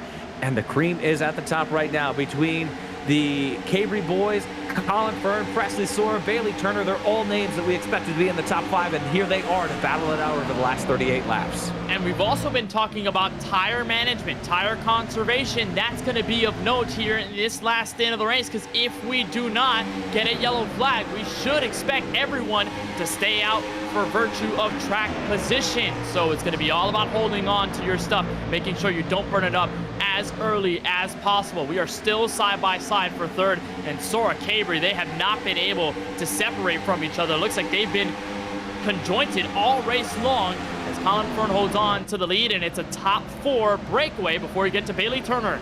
It's a balancing act right now, too, though, because we saw Presley Sora and Chase Cabrey battle it out there through the mid part of the race, and it didn't seem like Presley could get past Chase there when they were on the same strategy, right? So now we see these guys on the same strategies, and I would want to have the lead, even if it is going to cost me just a little bit more tire wear right now to get it. We see Colin Fern holding that lead right now, and we know he is a bulldog when he gets a hold of that lead. However, Chase Cabry is going to battle him for it right now. Down low, coming out of 3 and 4 to the stripe. And there's one thing about Colin Fern's driving style, Darren, is that he will not go away silently. He will go away with a fight if he does. And he's going to try and hold on to the lead here against that 39. You look at him with that method of using the middle to pinch the 39 on the inside of the racetrack. The last thing that the 96 needs or wants at this moment in time, Darren, is to be put in a Cabry sandwich, because Cole Cabry's right there. Although Presley Sora is giving him a run for his money, we are side by side, not only for the lead, but for third as a wiggle out of the 96 pushes Chase Cabry to the front. Boy, the Bulldog did give it up, and it looks like he's going to be under threat for second now as the Cabry boys are looking to run away with this thing in first and second. They started first and second 120 or 199 laps ago, whatever it was, and they are still up there at this point battling for this lead. Actually, I think all 4 of these guys qualified in the top 5 as now Colin Fern goes back to the lead in 3 and 4. Chase Cabry with the run, though, coming out to the stripe. And we are once again experiencing great racing on Monday Night Racing. Yeah, you're right. The top 3 started this race inside the top 3. It shows you how good they were in qualifying and in race trim. We do have, though, 4 drivers who started 20th or worse inside the top 10. So that's worthy of note as we close in on 32 laps to go. Your top 4 racked underneath the blanket. Colin Fern almost gives the bumper to Chase Cabry in turn 3. Cole Cabry is going to back out of line, and Presley Sora dives in for second, but to no avail. And this would be the race of the season if this was a broadcast actual cup race, and they still have 32 laps to go here from Chicagoland Speedway. So we are only going to expect this racing to get better as Colin Fern going to duck low, looking low on the backstretch, but Chase Cabry blocking just a little bit.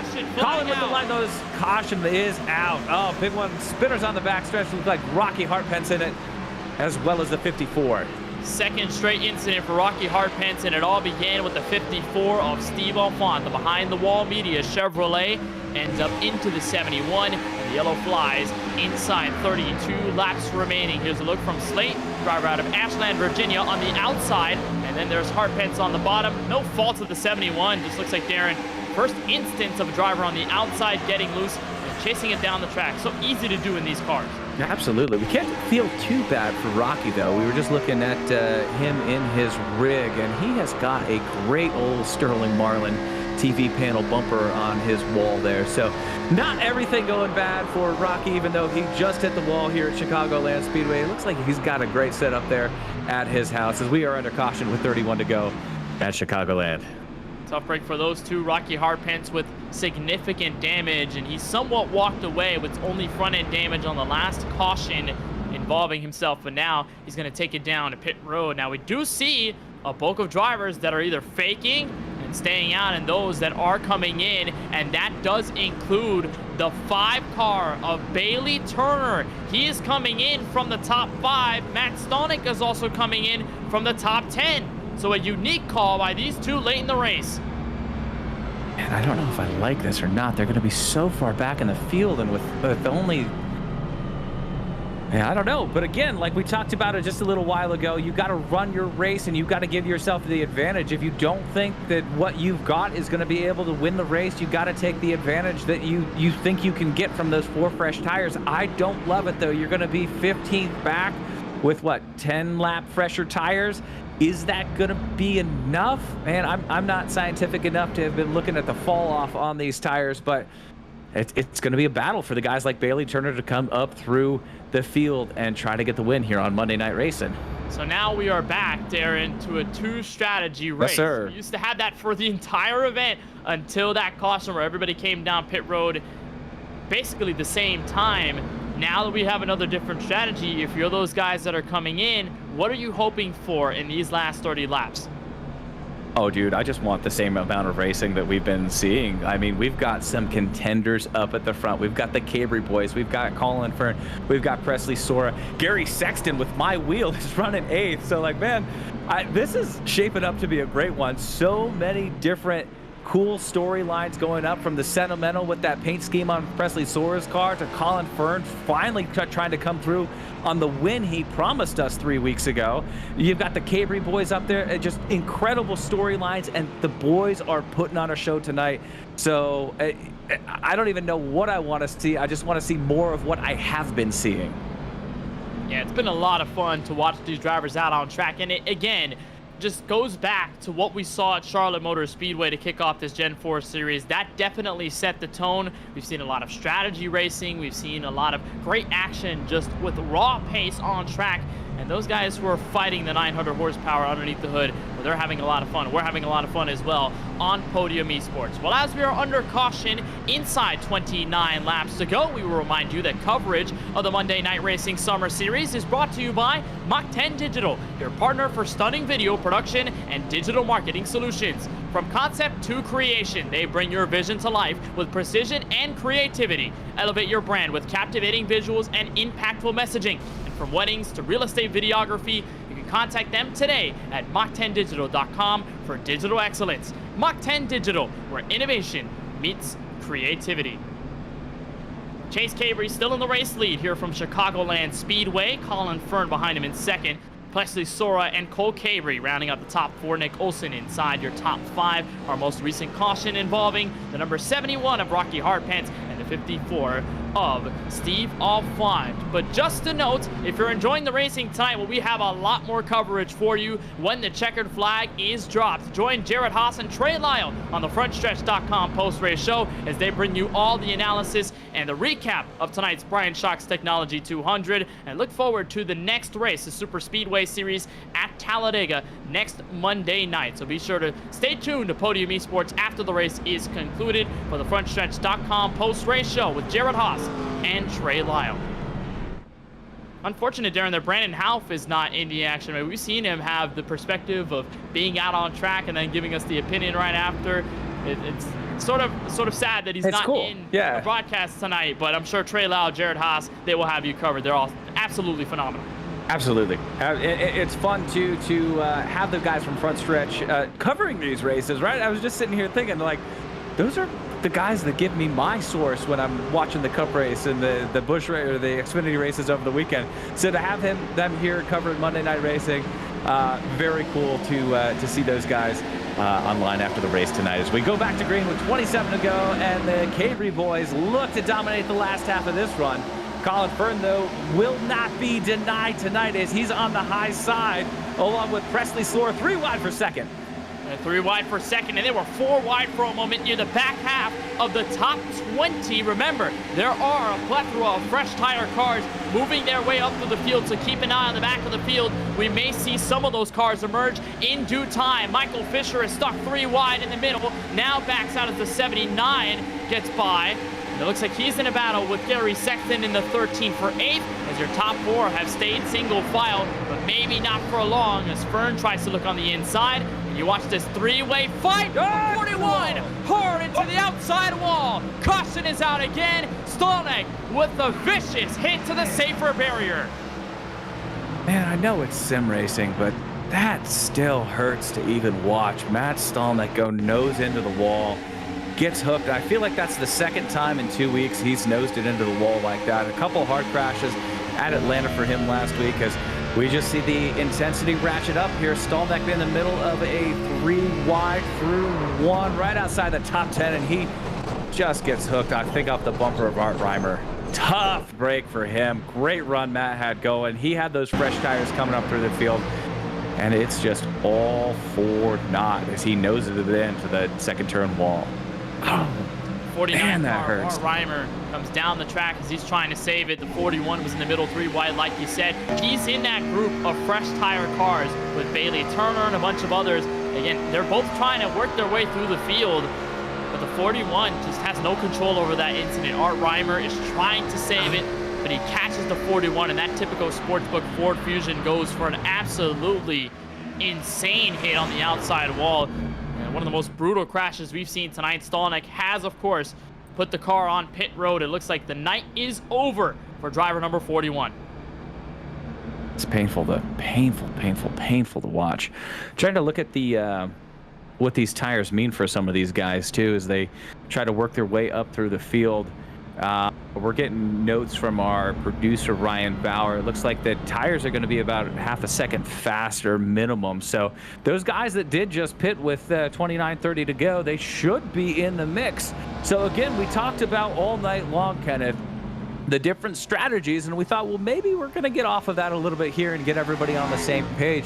But now with 24 to go, those fresher tires might absolutely come into play, and we are still on the two-strap strategy in a sport that, you know, all these guys do is just drive fast and turn left. But again, we're bringing in the great thinking minds of this sport as the strategy comes into play once again. We're going to be watching that 5 car of Bailey Turner because he is just on the outskirts of the top 10. That Lipton T car on the opposite strategy. He needs to hope, though, for no more yellows, because if more cautions come out, might be a debate between coming down for tires or track position. But if the leaders do come in, then that's a problem for Turner in his own right. Coverage of the Bryant Shocks Technology 200 from Chicagoland is brought to you by Bryant Shocks Technology. They ensure smooth rides on the street and on the tracks with their shocks and suspension systems. If you want to learn more about the services that they provide, you can go to facebook.com/Bryant Shock Technology for more. So a proud sponsor of the Monday Night Racing Summer Series presented by Mach 10 Digital, and of course a proud sponsor of tonight's race from Joliet, Illinois. Now, Darren, Chase Cabry, Cole Cabry, Presley Sora, and Colin Fern, they have been the best drivers. If you forbid the strategy that Bailey Turner is pulling off right now, which of these 4 do you think has it in them to steal the win with 23 to go? Give me a second on that one. I mean, my knee-jerk reaction is Colin Fern, but he's back to 4th. He's, I feel, probably the most aggressive driver in that top 4. But the Cabrys have been so fast throughout this entire summer series. It's going to be hard to beat one of them, let alone 2 of them. And then you've got this great the storyline with Presley Sora running this incredible special paint scheme that the kids at summer camp have developed for him. So, like, flip a coin, and like whoever comes out as the winner is going to be a great winner tonight, even if it comes back from the Nick Olsons or the Ronnie Osmers as they try to sneak up and steal one. I like the Cabrys at this point, though. Like, I probably Chase at this point as he's leading. He's been up front all night long, battling it out for the lead with Presley earlier on tonight. He was able to hold Presley off, and we'll factor that into my decision. I'll take Chase Cabry just to ride this one out over the last 21 laps. But man, there are so many variables that come into play. To pick a winner in this one is like picking where the rain is going to fall next if you're a local weatherman. Well, I mean, if you're in Miami, you probably anticipate that it's going to fall everywhere just because that's how it's been all summer. That's fair. But, I mean, yeah, it's hard to decipher which of these 4 is going to be the winner out of all this. But even then, this race could change because Bailey Turner's strategy, all those guys on fresh tires, they might have something to say to these 4. They might step it up to them before it's all over. And Bailey Turner's been fast all night long. He's been fast all summer long in this series. So we know he's a wheelman. Man, he almost won Daytona leading it at the, I believe he was leading it at the white flag before DJ got into him, and then it kind of all broke loose from there. So we know that there's some guys in the back like Bailey Turner that have the advantage of tires. So, man, we keep looking at that top 4 for the winner, but the winner might come from further on back in the field. We just got to watch how it plays out over the last 21 laps. We'll find out. The 39 of Chase Cabry brings Cole Cabry on the outside of row number 1 to the green flag. The 51 struggles getting up through the gears, and it stacks up the 96 and the 55. It does thrust the number 98 of Presley Sora to 2nd place. That's what he needed. Cabry is on the inside. It's going to hold on for 3rd. Nick Olson in the Grit Esports Chevrolet. He's come out of nowhere. Remember the pit road struggles that he had earlier on in tonight's race. He has overcome the challenges. Battle on the inside, and that door is absolutely shut to Presley Sora. And at what point is Presley going to use the fender to try to get by? He was such a gentleman earlier on in the race when these two battled it out over the probably 15 laps for the lead. Presley could not get by and maintain the lead. over Chase Cabry, as now Cole Cabry coming to the inside. He wants to be a factor in this one. Nearly door slamming Presley coming off of 2 down the backstretch as they settle things out into 3. Colin back there in 4th as it is on now, ladies and gentlemen. 19 to go at the line, and we might just have 19 lead changes from here on out. Turn 4, Josh Slate. And caution is out again. A big hit to the back bumper, the 31, Matthew Kent. Question right away is it looks like Slate is going to get that fired and rolled away, but how far did Bailey Turner get up in that quick little run there? As we are watching the replay coming down the backstretch, we see Turner exiting the screen right there. Actually, Slate is under Turner, as it looks like he's just going to walk it sideways through the corner, nip the apron. Looks like Ford Martin got a piece of that as we get sideways and a big hit from the 31. But we're under caution once again is the main story here with 19 to go from Chicagoland. Here's a look on board with the 07 of Ford Martin as Slate gets loose in front of him. Not much that Martin can do but try and hop on the brakes, but even then that's not enough to get out of harm's way, so he gets a piece of the incident, and around goes the number 01 car, and then the 31 just slams into the back bumper of him. We do have drivers on pit road. Ronnie Osmer is one of them, so is Mike Fisher, Nick Olson, Alex Monteferrante in the 79. So they're all coming in for fresh rubber at this stage of the race. 18 laps to go. Yep.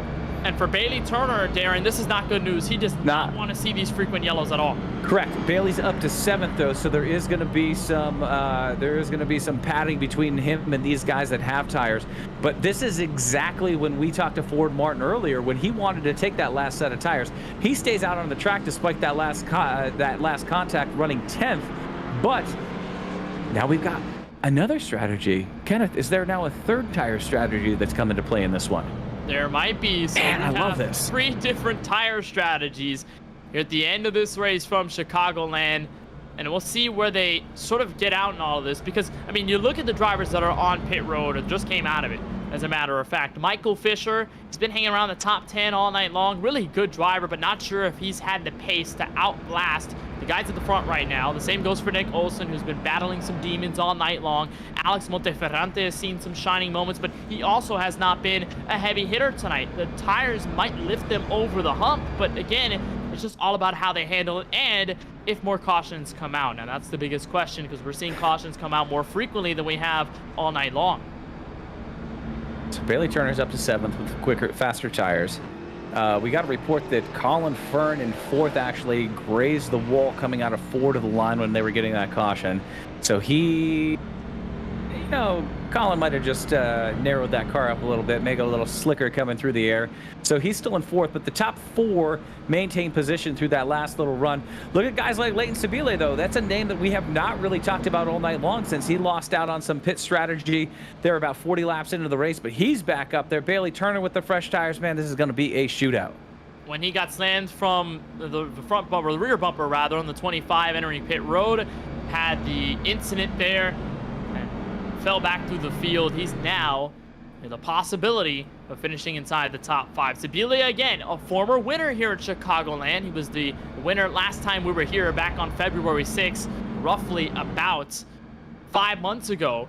So Leighton Sabile is looking to go 2 in a row here in Joliet, Illinois. He's got hefty competition, though, right in front of him. Chase Cabry has been able to hold on to the lead. Presley Sora in 2nd, Cole Cabry 3rd, Colin Fern in 4th. And like we said, Sabile rounding out the top 5. We should get a restart inside 15 laps to go. I believe the iRacing official pace truck will have its lights turned off by the time we get to the start-finish line. And another topic that we haven't discussed all too much, Darren, over this race, the sun is setting. The track is cooling down. We had a high of 128 on the track temperature around the time that we began this race and somewhat in qualifying, but now it has dropped to 94 degrees. A little more grip on these old tires despite their age. Little bit faster right when you want to be a little bit faster, and the show is just going to get better over these last 15 hopefully green flag laps, and of course 3 green white checkers. We've got the opportunity for that. I doubt that's going to come into play tonight, but you never know. Here on Monday Night Racing earlier this season at Daytona, we did go all 3 overtimes before we were able to finish this one out. Looks like that 2-hour time limit will also not come into play, so we are looking at running the full 133 laps tonight, 200 miles here from Chicagoland, and it is going to be an exciting finish. I can guarantee you that. Let's see how that damage plays out on Colin Fern's car. Let's see if either Presley or Colin can beat the Cabri boys, or if a contender from back in the pack with a fresher set of tires can get it. Again, I keep saying it, but it is going to be a heck of a 15-lap shootout here from Chicagoland. Highest runner on the freshest tires, Michael Fisher. Inside the top 15, Bailey Turner on fresher tires, and the guys in front, he rolls off from P number 7 as Chase Cabri and Presley Sora in row number 1 lead us back to the green with 15 to go. Turner lagged back a little bit, but it's not going to be that much of an advantage, as it looks like Chase Cabri is going to lead Cole Cabri into 1. Presley Sora not giving up anything on the outside, though. He's going to have the momentum coming down the backstretch, trying to get back to second place. And the 98's going to hold on to that P2 spot for a moment. The Cabri's trying to lock up the top 2 as Bickford looks to the inside, caution out again, and this time it's Nick Olson. The Grit Esports Chevrolet finds trouble. He brings Steve Alfont with him. And right behind the scoring pylon on that camera view in the back straightaway, Nick Olson gets involved in a caution. 14 laps to go. This started with 4 wide action, and it was Joseph Gregory who slid up the track in turn 2, got into the 24, who then gets into Josh Slate. Brings a couple of more drivers with him on the chase for turn 3. Man, I guess I can maybe eat my words. I said I don't think we're going to need all 3 green-white checkers to finish this one out, but the way these guys have been running over the last handful of laps, I'm hoping we get just a solid green flag run like we did through the middle stage of this race and let the guys sort it out up front. Nick Olson there, though, he was running up front as a part of that top 5 or 6 there in the late going, pitted for tires, though, and really looks all for naught as he gets caught up in this one. It looks like a trade that is rather tough for the 24s. There's Steve Alfont. A couple of others getting into incidents. We have drivers on pit road. The leaders are in. Looks like Chase Cabri and Presley Sora stayed out, but Cole Cabri is leading a pack of cars in. Wow. So what are we up to, like 5 different tire strategies now, Kenneth? We kept talking about 1 or 2 throughout the race, then it added a 3rd, and now I feel like we're up to about 5 as these rash of late race cautions have really opened up the door for different strategies. Chase Cabri still out on the track. Presley Sora now up to 2nd, solidly in 2nd, and now the tires are really going to come into play. Bailey Turner with fresher tires up to 5th without even having to pass anybody on the track, as these guys will come out of the pits with fresher tires, to include Gary Sexton, it looked like him, as they hover in the just outside the top 10 in what are they running, 13th on back? Yeah, pretty much. And what I was about to mention, Darren, was the trade-off when you get fresh tires is that you drop track position, you get stuck in that hornet's nest. Nick Olson was a driver on fresh tires before that caution. Gets caught up in a bad situation. He gets into a yellow, and his race theoretically is over when it comes down to the race win. Colin Fern, Cole Cabri, Gary Sexton, all these drivers that just came in, they're going to be around 13th on back, top 15 Hornets Nest racing, where it's usually 3 and 4 wide off of the restarts. So that is going to be chaotic, and for them, they have to tread the waters lightly with 13 laps to go, which is going to deduce probably to around 11 laps to go when we get the restart. Looks like lights are still on, so maybe 10 laps to go when we get the green flag. I'll tell you who these cautions are really benefiting, though, and those are the guys that are still out on old tires, right? Like the first, second, or what, really 1st through 4th at this point. Bailey Turner, though, looking good, but man, if we keep getting these cautions, he can't flex those tires on anybody else out on the field, and if we keep wrecking going into 1 or 2 or down the backstretch without really any green flag racing, we're just going to run laps under caution, and it doesn't matter how bad your tires are under caution, you're still going to maintain position. Yeah, that's 100% true.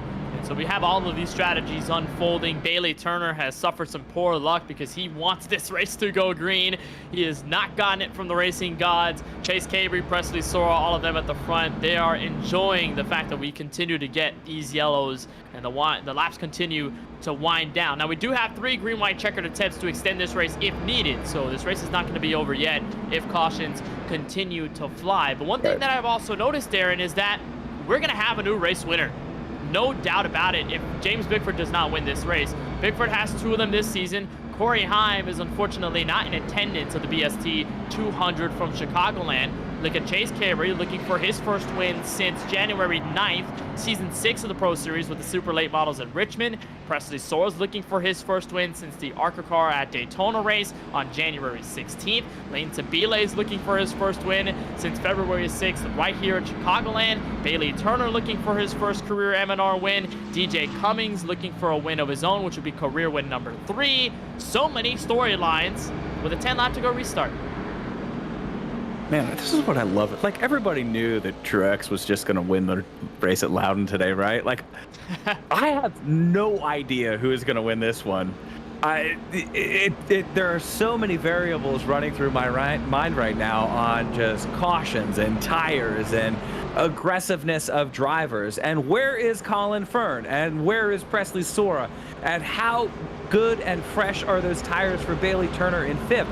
Man, you could have taken my money and just like let me not watch the end of that Cup race today, and I knew who was going to win.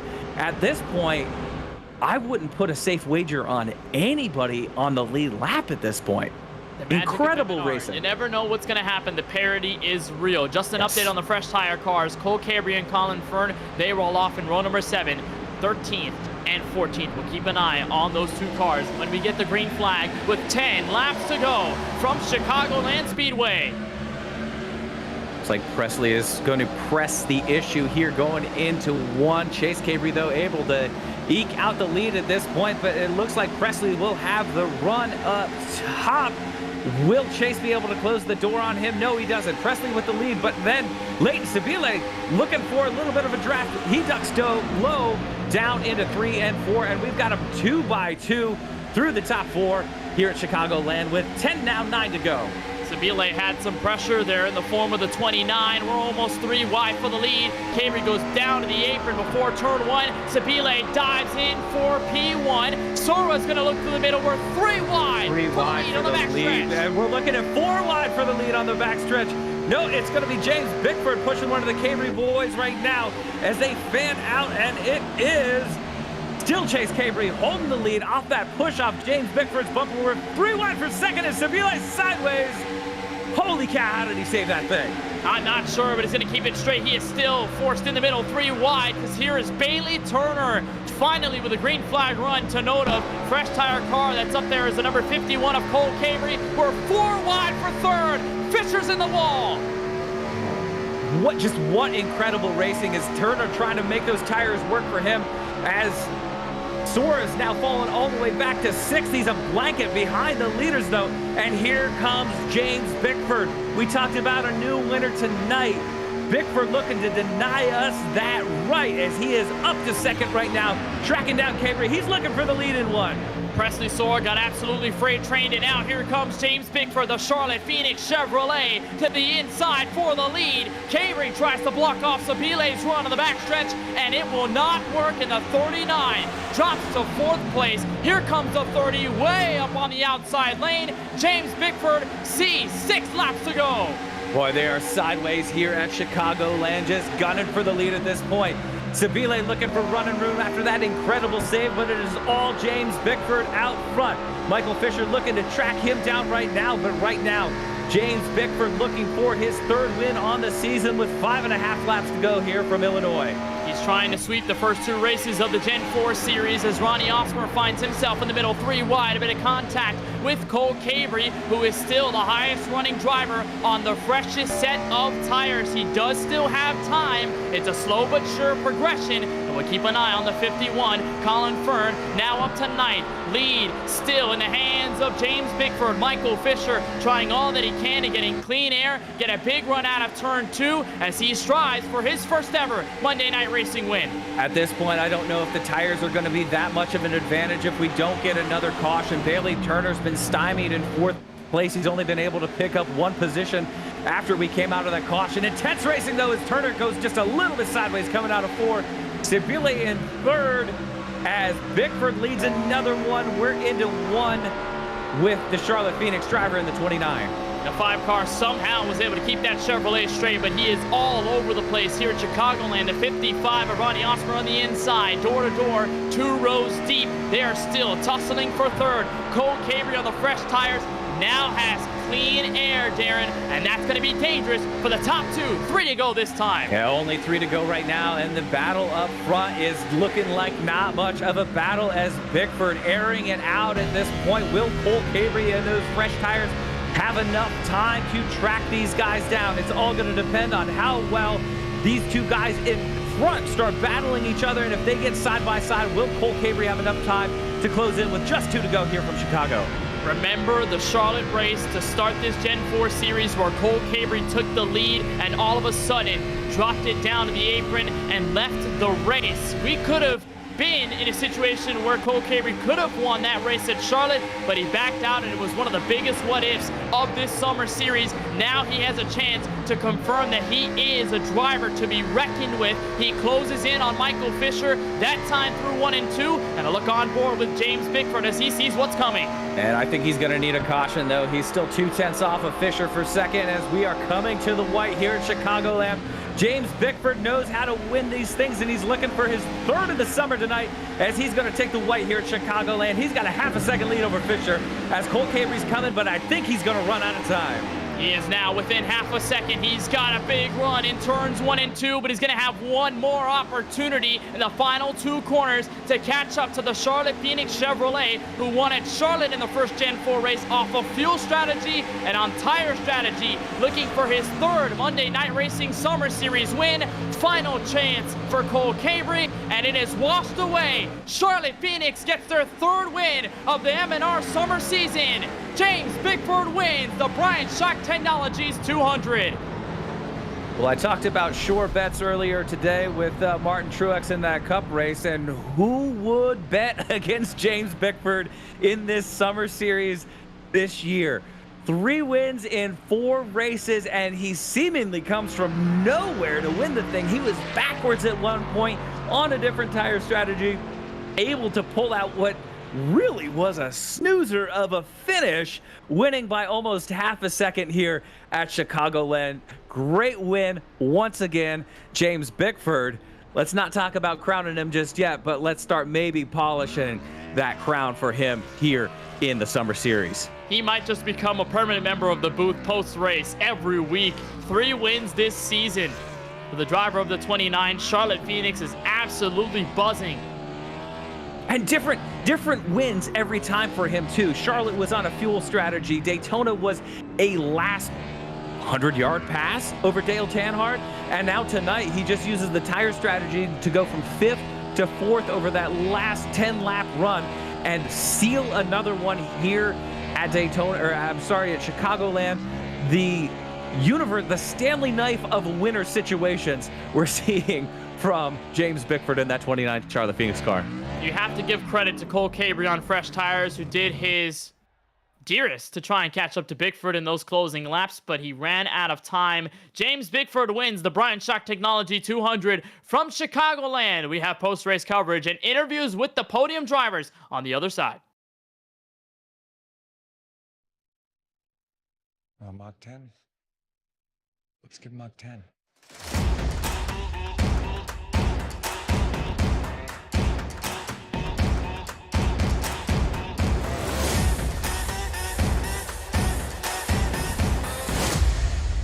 You're cleared for takeoff.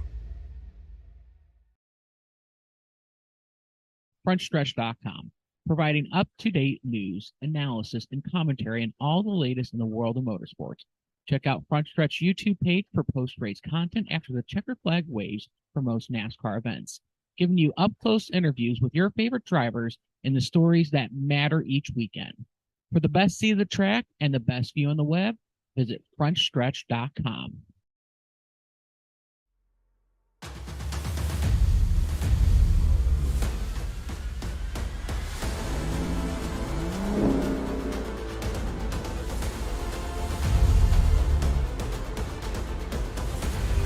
Request permission to engage with impact conducting smash. Over.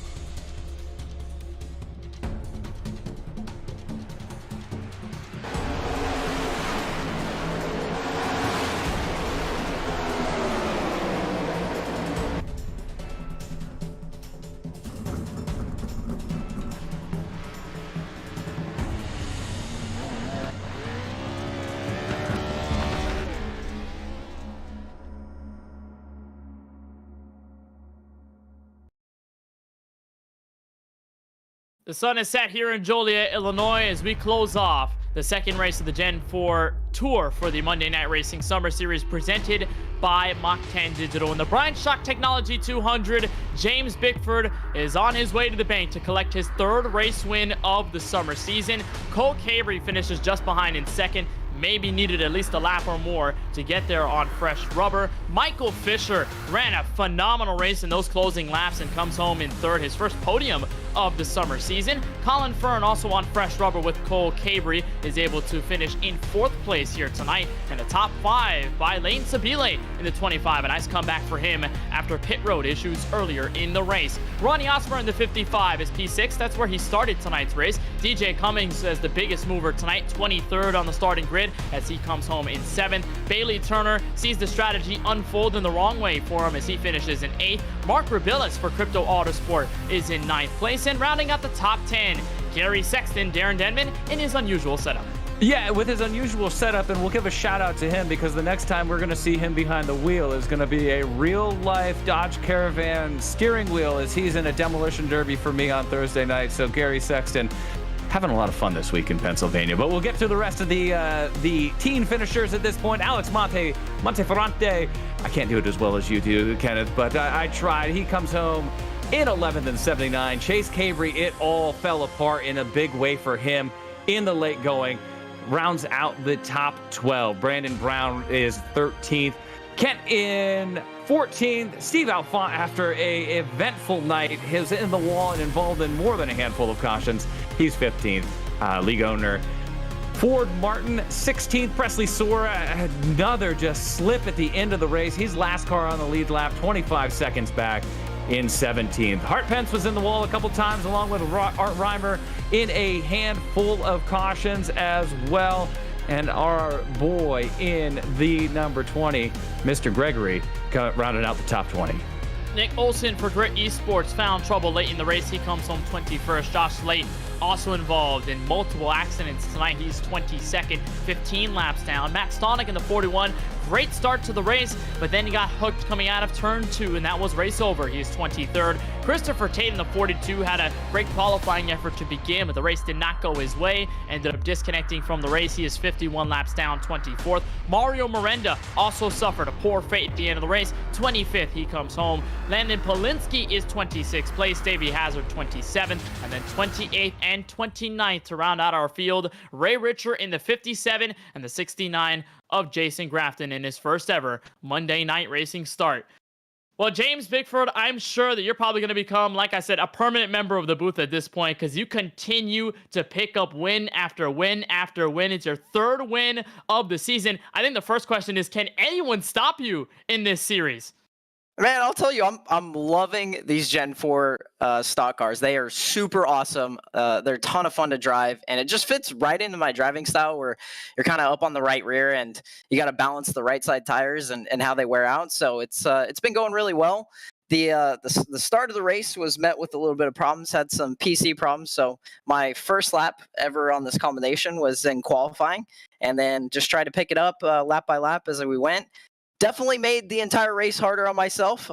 Made some mistakes. I think probably could have been a little bit more conservative with the clear in front of Michael, and then unfortunately just really messed up all of my strategy when I got in the back of Brandon. So I apologize to Brandon. That was totally my fault.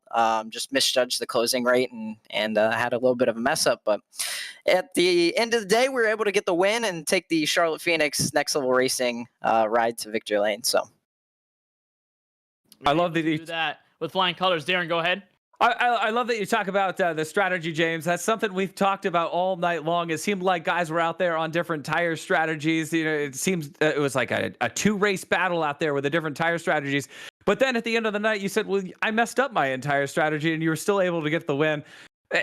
And again, just coming really from 5th to 1st on that last restart. Incredible run there. And just a great run. Just compliments to you on your drive tonight. Again, not really showing up in qualifying as we've seen you done all season long, but again, you get it done in the race, and you're now 3 for 4 on the season.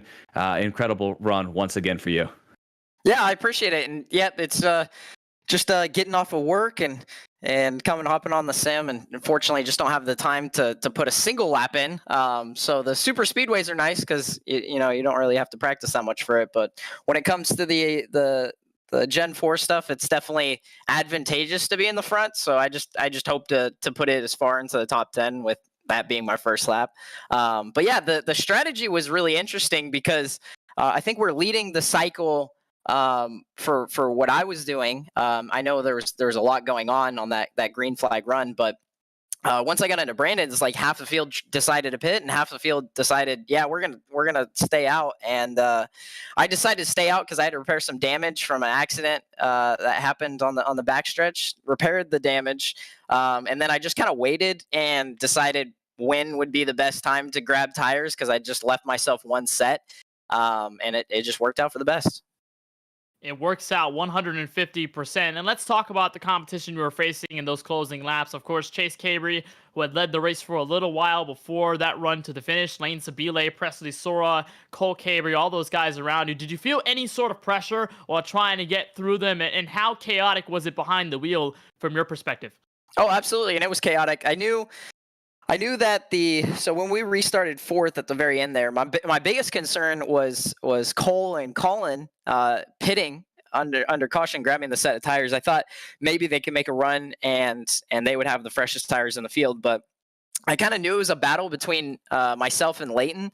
So I knew if I could get by Leighton and hold the lead, then we would be fine.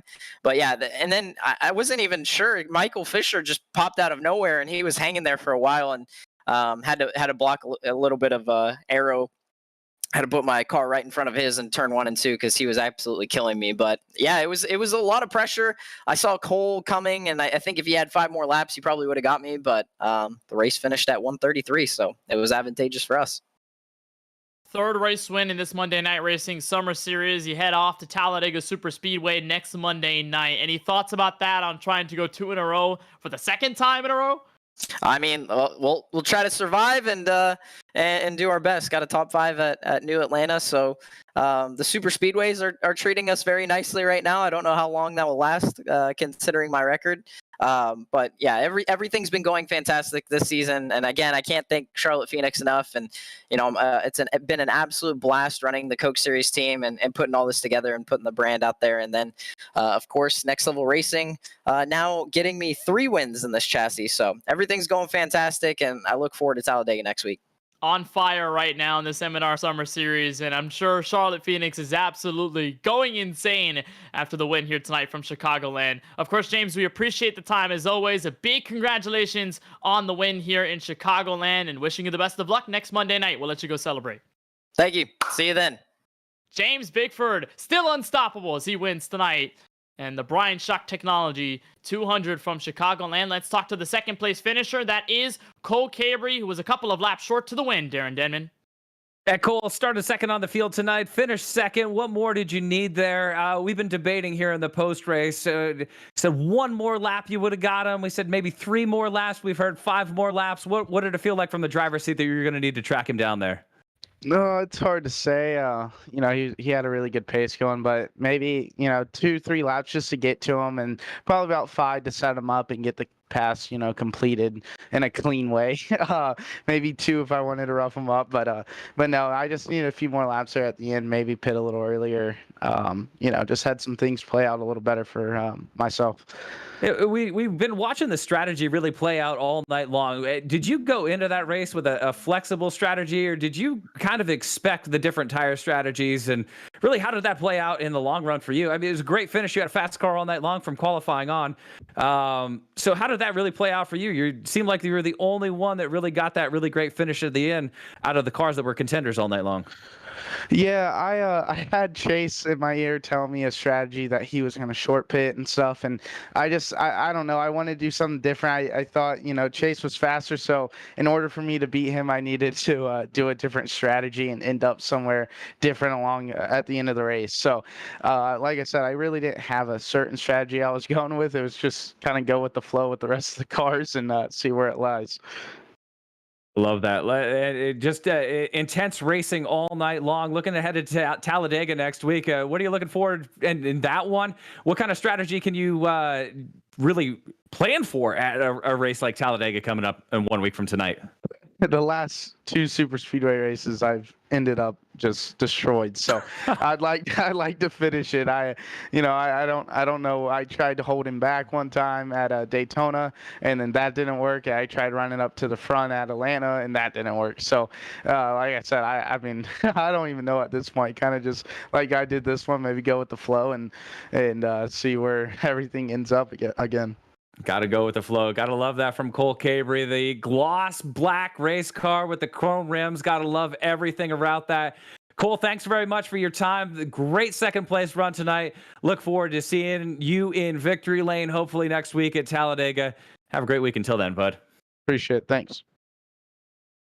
So that is Cole Cabry, driver of the number 51 on the fresh tires, but just a little short to the race win, and a great finish regardless. And a great finish as well from Michael Fisher. Michael, I cannot believe what you just did in those closing laps. You made it 4 wide at one point out of turn 4. You were ripping the top. You made it a wild race to the finish. Yeah, it was a really fun race. I think it's probably one of the best combos we've run, the Gen 4s here. I think Bickford, he had about 2 laps more worn tires than I did, but by the time I got to him, I just ran out of time. He was a little bit better there, I think, but it was a really fun race. And talk about strategy. That was the conversation all night long, where tires were all over the place on drivers pitting on certain laps. For you, where did you find yourself in that entire field in terms of the tires and how you felt you're going to perform based on that? Yeah, if you look back at the last race we ran here with the trucks in the wintertime, Leighton won that race, I'm pretty sure, and he short pitted like every single time the window opened. So I kind of went into it with that same idea. So that second window, when it opened, it was like lap 55. Me and a couple others, we were the first ones down. And it cycled to us leading that group by, about half the track. And it didn't work out with the caution, unfortunately. But you never know what you're going to get in these races, and that's what makes them entertaining. Well, it's a phenomenal finish. Top 3 here from Chicagoland Speedway. Super Speedway Series is up next at Talladega Super Speedway. Any thoughts on the biggest and baddest track in all of NASCAR next Monday? Yeah. I think the changes they made as far as the incident limit and stuff, I think that's helped a lot. Atlanta was pretty fun, so hopefully it'll be more of the same. All right, well, we certainly wish you the best of luck moving forward. Michael, great race all the way to the end. It was a lot of fun to watch from the broadcast perspective. Amazing P3 finish, and we'll see you at Talladega next Monday. All right, thanks, guys. So that is Michael Fisher, driver of the number 30. I believe that's his best finish of the Summer Series by far. So that 30 car made it a race all the way to the end. But the focus again, Darren, is on that number 29 who completes yet again another great Gen 4 race. Charlotte Motor Speedway didn't disappoint. We saw the strategy. We saw the great racing from the front to the rear of the field. We saw a bit of chaos in there as well. Tonight, no different. Strategies in 3-4 different places sometimes. Racing all the way to the stripe without any mercy, and they kept it clean through all of it. I think, Darren, Gen 4 Series probably is here to stay, and I said it under the break. If we don't see this car make an appearance or two in Season 7 of the M&R Pro Series, personally, I'm going to be upset. I mean, just the fact that we get 2 more of these races in this Summer Series is just incredible with this Gen 4 car. They've been both, I mean, every race this entire Summer Season, or Summer Series we're halfway through, has been incredible for different reasons, different compelling storylines throughout, and it's only going to continue next week at Talladega, Kenneth. I'm looking forward to it. And I really hope the fans are out there too. Great storylines developing through the season. Can James Bickford keep it going at Talladega, or one of these really hungry, very talented drivers be able to break the stranglehold that he has had on the series? Hey, there's only one way to find out. We're going to get that next week at Talladega. Bickford and Charlotte Phoenix looking for their 4th M&R Summer Series win. Boy, have they put up a season of the ages. They're going to try and continue that hot streak, but we will take a week off from Gen 4 racing. We'll be Super Speedway racing, like you said, Darren, next Monday, July 24th. So same time, same place, 8 p.m. Eastern on the main Podium Esports Twitch channel. And then we will have coverage of the 3rd race of the Gen 4 Series in California. Auto Club Speedway is our next track for the Gen 4 machines. That will be on your way July 31st. Again, same time and same place here on the Podium Esports main Twitch channel. That would do it for us. So the Bryant Shock Technologies 200 and our coverage for Ford Martin and everyone at Monday Night Racing. Paul Sutton and Michael Hall in race control. For Gary Sexton and John Theodore at Podium Esports. For our camera builder, Dougie Beard. Our overlay builder, Michael Hall. For Cameron Arbidon on Podium Esports social media. And for our crew on the show tonight, our producer, Ryan Bauer, and my colleague in the booth, Darren Denman. My name is Kenneth Bueno, saying thank you so much for watching our coverage from Chicagoland. We'll turn it over to the Frontstretch.com post-race show with Jared Haas and Trey Lyle.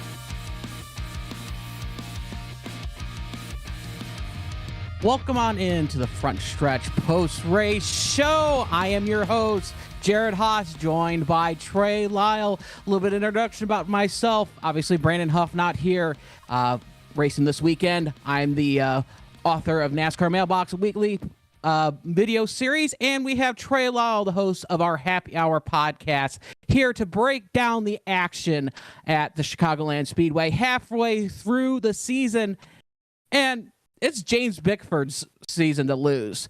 Already won 3 of the 4 races this season, Trey, and it seemed like it was tires early on because in the middle of the race, Bickford was in trouble. Yeah, absolutely, Jared, and it was definitely a battle of strategy, a battle of late race cautions with multiple cautions late. For Bickford, he had a lot of adversity in this one, got into multiple accidents, had to deal with, the differing strategy. And that final restart, he was able to kind of get the lead and control on the final laps of the race and get the win. So credit to him.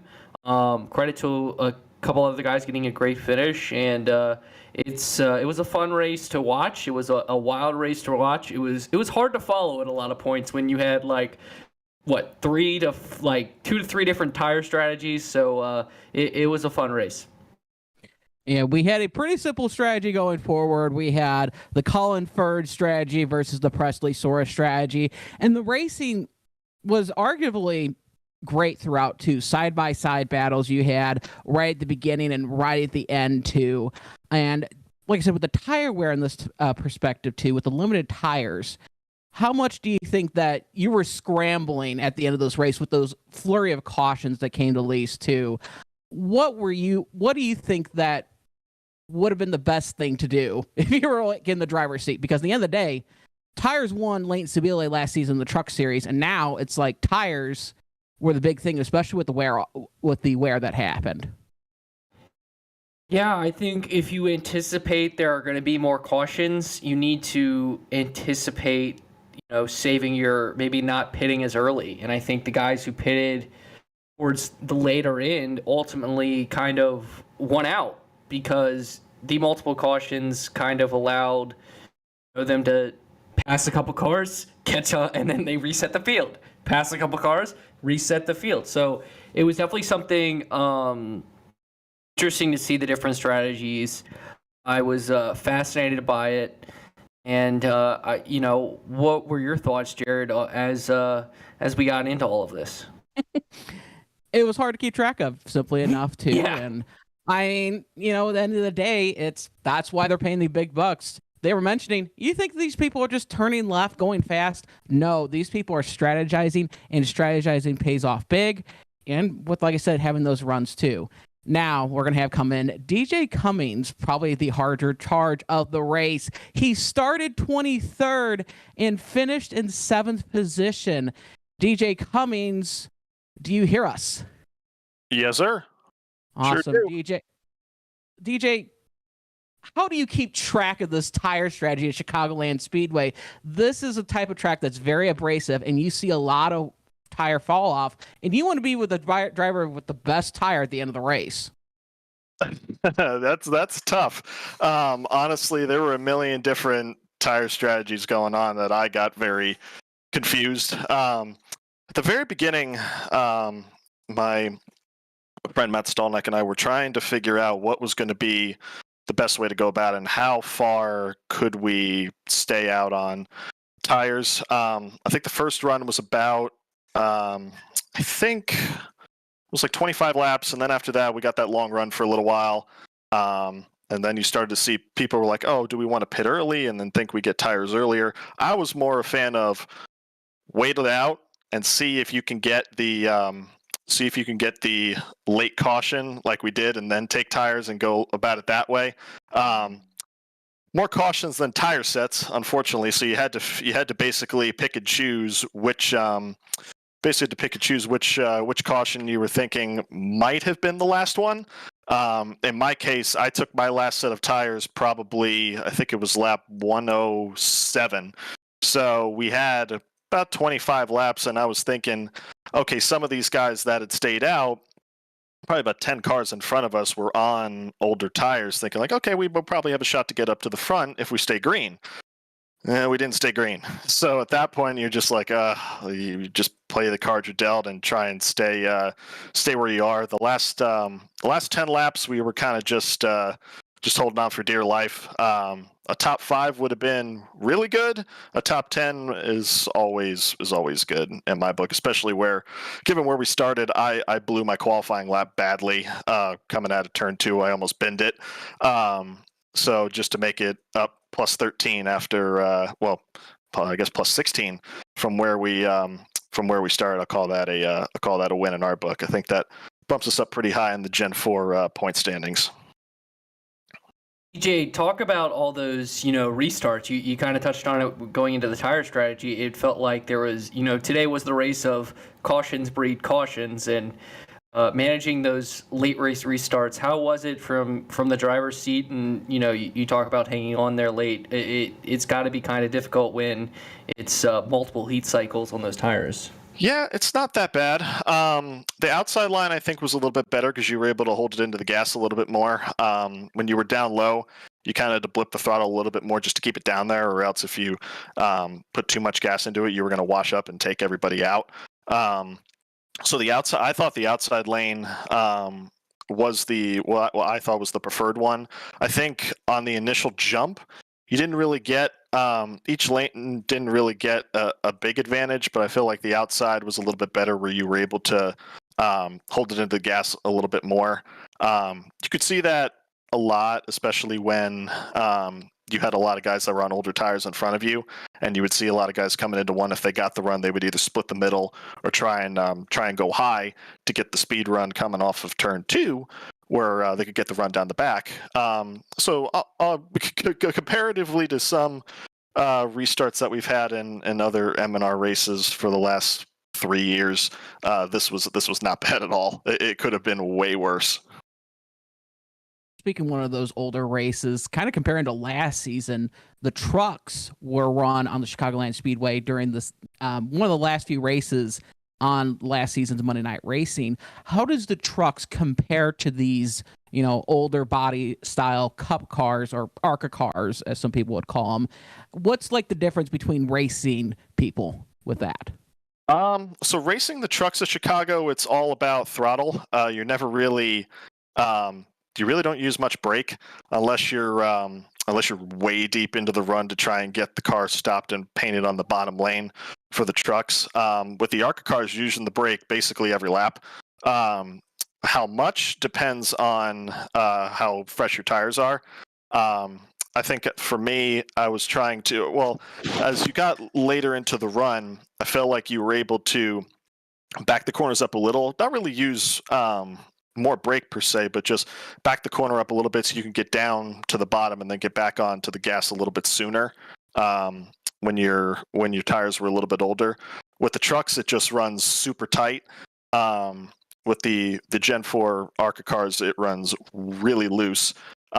Especially when you get onto those when your tires get old, because you still have all that power on your right foot, and you have to be very careful with how much you're putting down coming out of the corner, or else you're just going to slide the back out and totally ruin your race.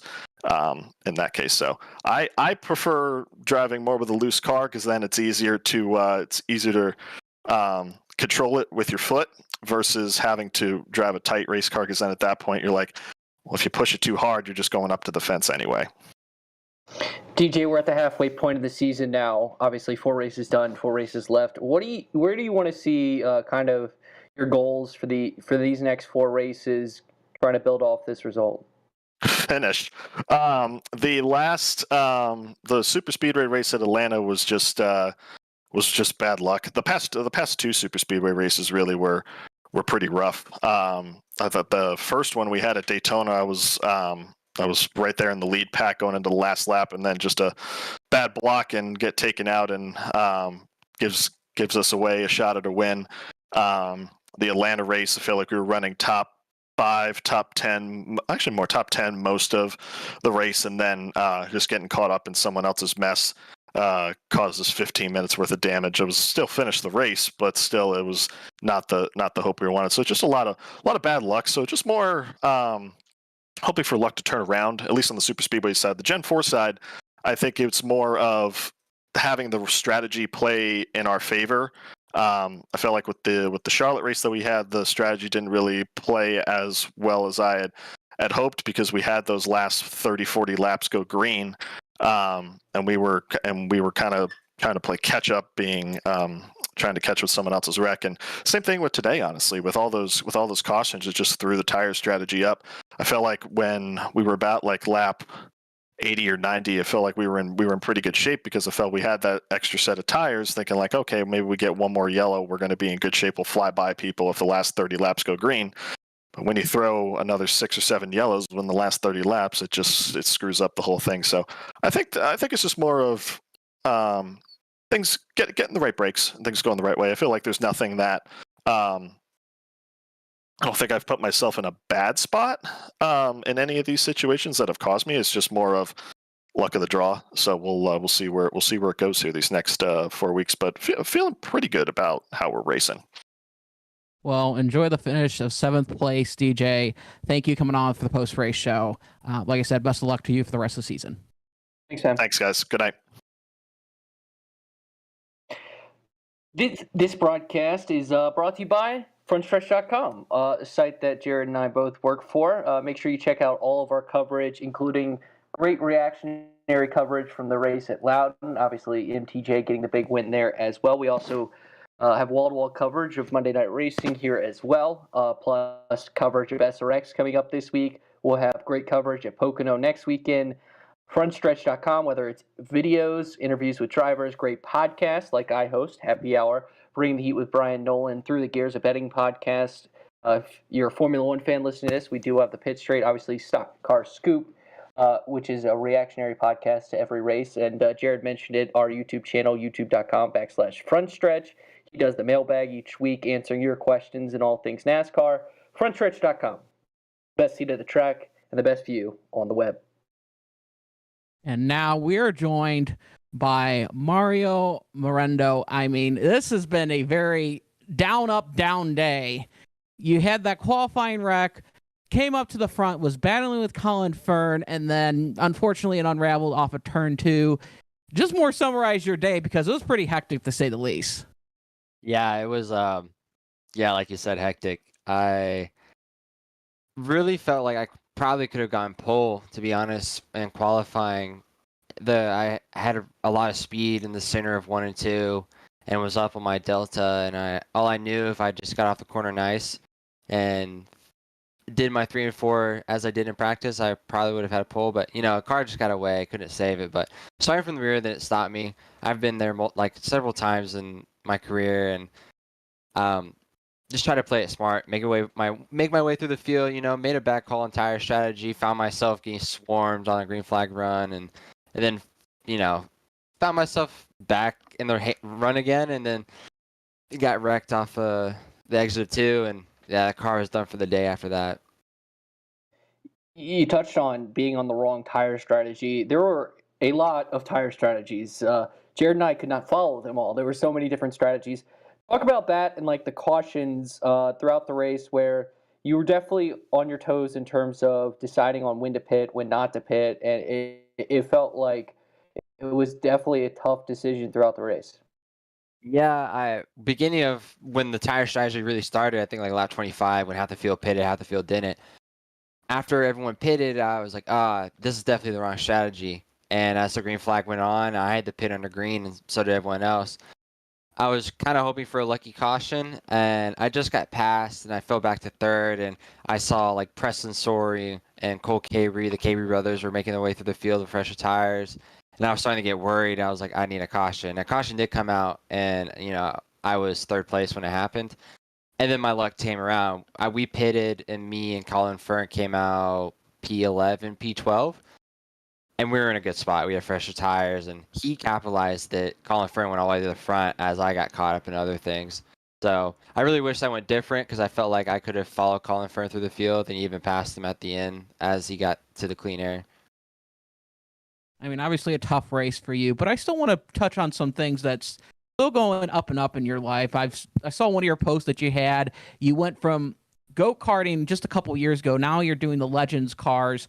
How has the climb been through the motorsports world with you with that? What's been some of the challenges you've faced, and what's one kind of your biggest successes so far in your career? Yeah, I think the biggest challenges I've experienced is my age and money. I started racing late due to money. We didn't have the money to start when I was, as a kid. So I didn't start go-karting until 16, and I was racing kids, 13, 14 in my class, and it was kind of hard. Halfway through my first season in karting, I had some decent finishes. I was like, maybe I did start too late. Maybe that thought really started creeping in my mind. But I finished out that season. It came down to a title decider at the very last race, and I ended up winning the championship in my very first season. And that helped a lot with motivation. So from there, we got into my second season of karting, and it wasn't a great season. I think it was championship's curse there. And we made a couple calls and a little bit of networking, and I got myself a test in an INX Legends car. And my first race in an INX event, I get a top 10. I think I finished 8th or 7th. And from there, we try to make as best funds meet to fund our own car, and we did. And now I have my own car under my own name and my family's name. And this season has been great. 2 starts, 2 wins. As long as I finish the race, I win. It's been 2 wins, 2 DNFs, and the most recent event, our car caught fire, which put us out for the whole weekend. We missed the entire weekend and still haven't really recovered from it, because it's an expensive sport, and if you don't have the backing behind you, you can only do so much yourself. Your family can only put so much into it. So now we've kind of called off the season, which I definitely don't want to do. I keep want to keep on racing. Like we've won so many times this year, and we really had a good chance at the championship as a rookie. But the best thing for us was to, call it, save our money, start reaching out to sponsors throughout the remaining 6 months we have before the start of next season.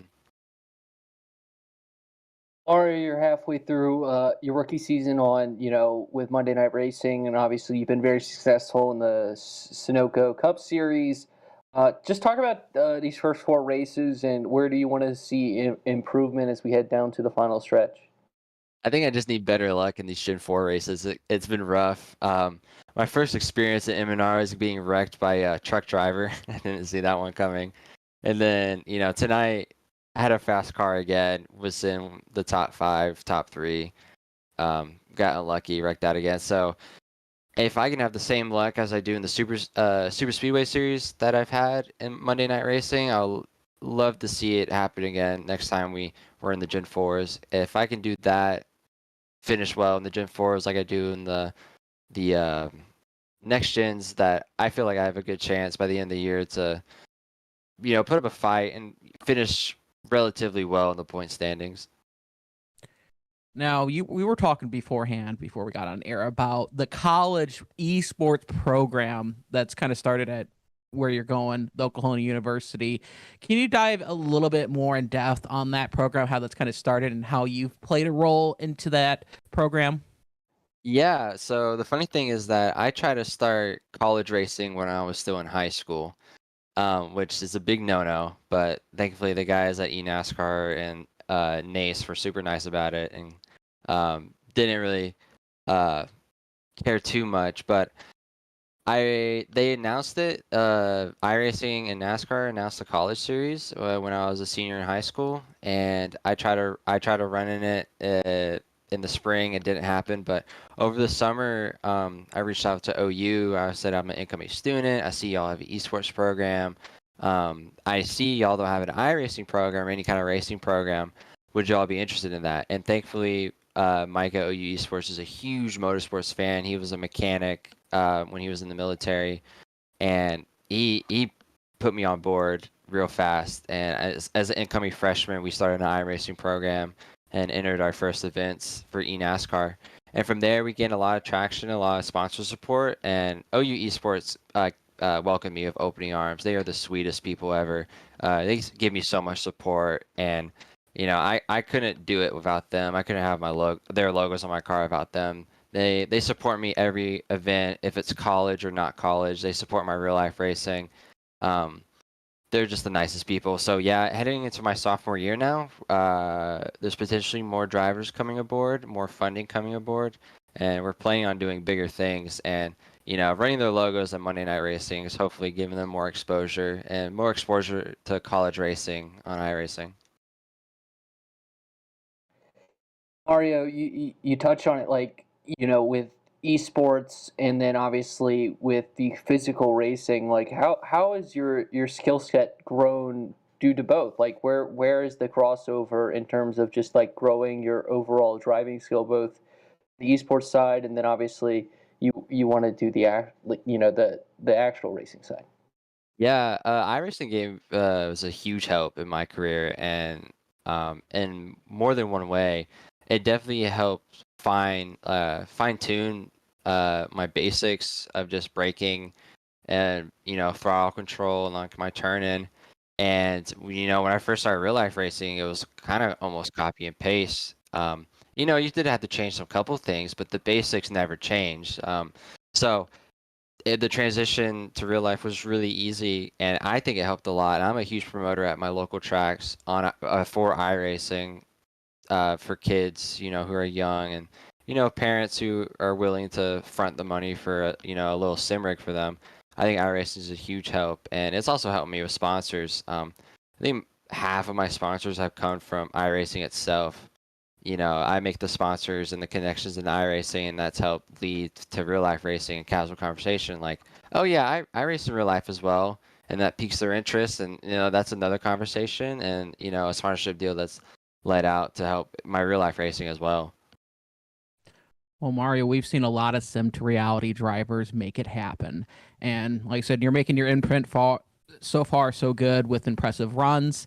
And best of luck to you in the endeavors for the rest of the Monday Night Racing season and in real life as well. Appreciate it. Thank you so much. And if anyone's out there interested in hopping on a Legends car in the Midwest, please let me know. All my socials are under my name, just Mario Morindo on Facebook, Twitter, and Instagram. Just give me a shout out and we'll get to talking. Thank you. Now, Trey, we are halfway through this Monday Night Racing Summer Series. And we just got done with Chicagoland. We got Talladega Super Speedway with the Gen 6. Then we got Auto Club back with the Gen 4. Daytona 2007, August 7th. And then leading to Homestead Miami Speedway. Trey, what race are you looking more excited for? Because, I mean, for the Monday Night Racing people to put on this schedule is pretty impressive. I mean, it seems like a dream schedule between the Gen 4 and the Super Speedways as well. All four. But seeing I love the Gen 4 schedule. It's the Gen 4 is obviously, that's where I grew up. Like the first races I'd go to was the Gen 4 cars in NASCAR, and seeing those old school bodies was so cool to see. And I would have to say Auto Club because I think won't exist anymore. So, it's so cool to see that track still preserved in iRacing, and the fact that they're going to race here. And if it's anything like the race it was today, it's going to be a fun one when they get back to Auto Club in a couple weeks. I think I did watch a little bit of Atlanta, and and that was an interesting race, obviously with the drafting style, but it should all be fun. Well, I mean, like I said, we've already had this much drama, and we're only halfway through. And speaking of league owners, I gave him a little compliment in here, too. We're going to be talking with one of the founders, Ford Martin, enjoying a drink, post-drink celebration. Ford, it's been an interesting summer series. It's kind of a just quick, more fun. Here's 4 races on the Gen 4, and here's 4 races on super speedways with the next gen car. Halfway through, how are you feeling about the schedule? Are you like, is this meeting your expectations, exceeding them? What are your thoughts so far 4 races in? I think right now, essentially for me, is and just really the league overall is just we made it clear to all of our drivers that this is going to be an experimental season, trying out some new rules. Obviously, I think some things like single car qualifying is a great addition. It's pretty fun. Gives every driver a little bit of their own, TV time, which is nice, which I think is great. So, and then I know we tried the choose cone the first race of the season, which was something that we tried and it didn't really work out the way we wanted it to. So, overall, I think there's some things that I like, things we don't like. But really, it's all about just trying to have fun with it. That's the main thing. I think you can get so caught up, and I think kind of what we've done in the past with M&R as far as trying to have these in-person championships, which has been great. It's been awesome, but when you're juggling a full-time job and also doing all these in-person championships and these events, and it gets a little tiring after a while, but I'm still proud of the work that we've kind of done overall. And like I said, this season was all about experimenting a couple things. And this season, October, for season 7, obviously this is just a summer season. Season 6 ended in this past February, and then season 7 will be in October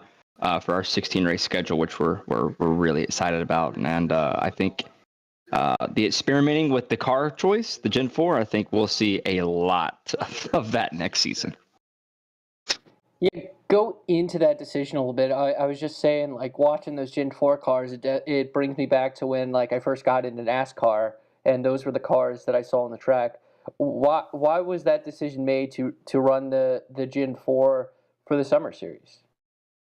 Fun. I mean, it's fun. It's a fun car. Let's be straight up. It's a fun race car, and I mean, you're really driving the car, and I think we at M&R, we've tried too many super speedway style racing, from Radicals of Texas to Miatas at Martinsville. I think we've kind of tried some really fun new combos. And I'm really excited. I think Gen 4s they're just, come on, they're fun race cars, and I think they're fun to watch. Obviously, we didn't have. I think we had a pretty good race tonight. I think a little bit was got a little messy toward the very end. But overall, I think it's just. I think a lot of it has to do with just a lot of people in the league. The new guys we brought in. That anybody can join because it was really an invite-only league, and this was open to the public. I think a lot of people are just really not as familiar with other drivers and kind of race styles and how they do. But I think overall, like the Gen 4s are going to make for a very. I think they're going to make for a very fun season, very fun car combo for next season.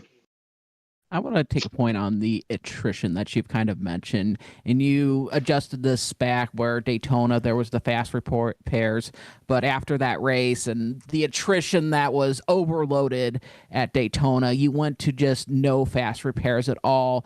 How have you seen that effect behind the wheel and as a league owner of just saying, hey, if you wreck your stuff, guess what? You're going to be out of the race. There's no fast repairs to fall back on. There's no aggressive, try to go in there. If you sail it down, you just fast repair it. You're good.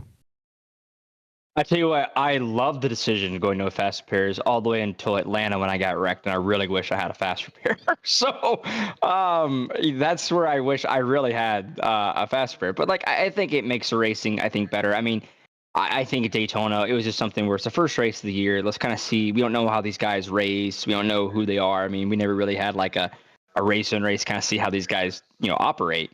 And we had that tonight, we had that after the first race, and obviously it was not one of our best races. And now we're going to.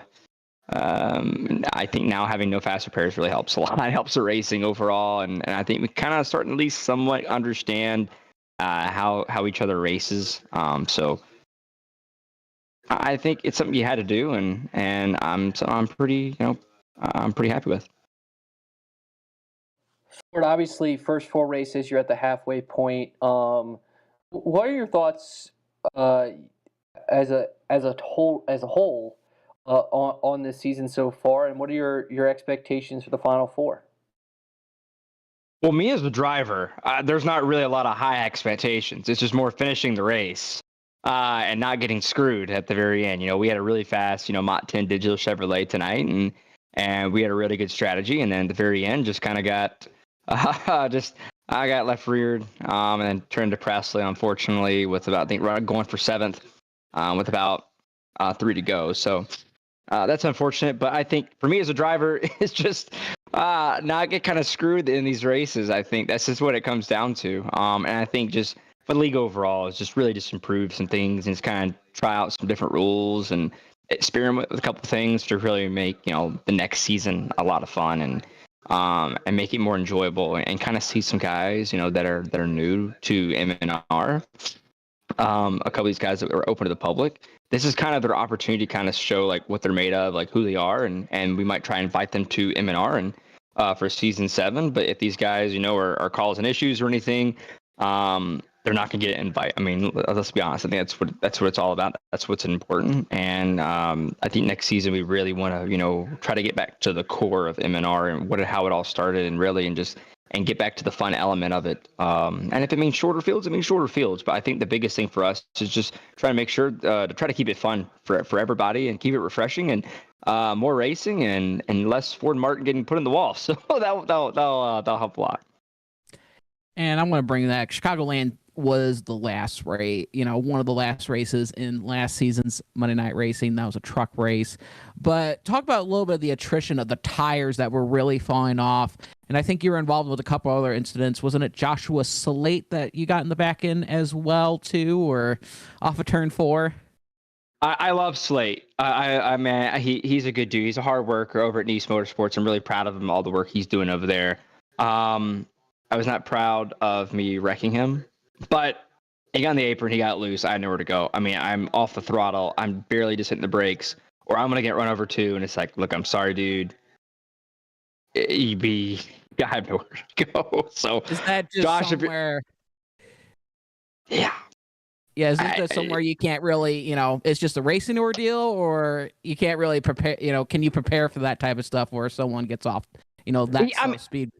Yeah, I think obviously, when you run and when you're 15 laps to go, 20 laps to go or something. Everyone's running hard. I mean, I just got brand new tires, and a lot of people up front stayed out. So you're trying to get every position you can as possible. So they're running 3-4 wide up there in front of me. I mean, I got all cars packed behind me like it's a super speedway race at Talladega.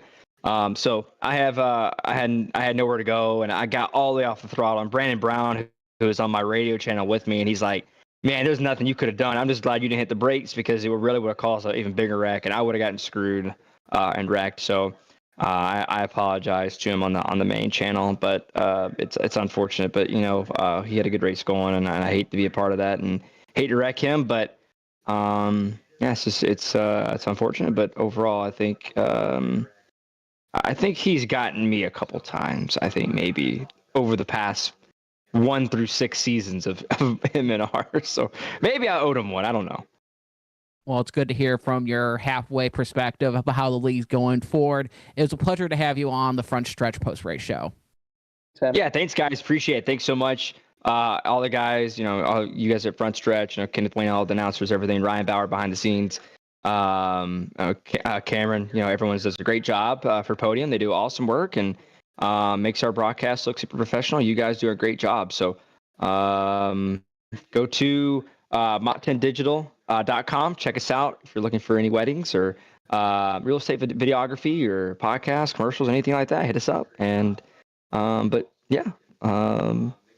to have you guys part of it. So thanks guys. I appreciate it. Thank you, Ford. Thanks, man.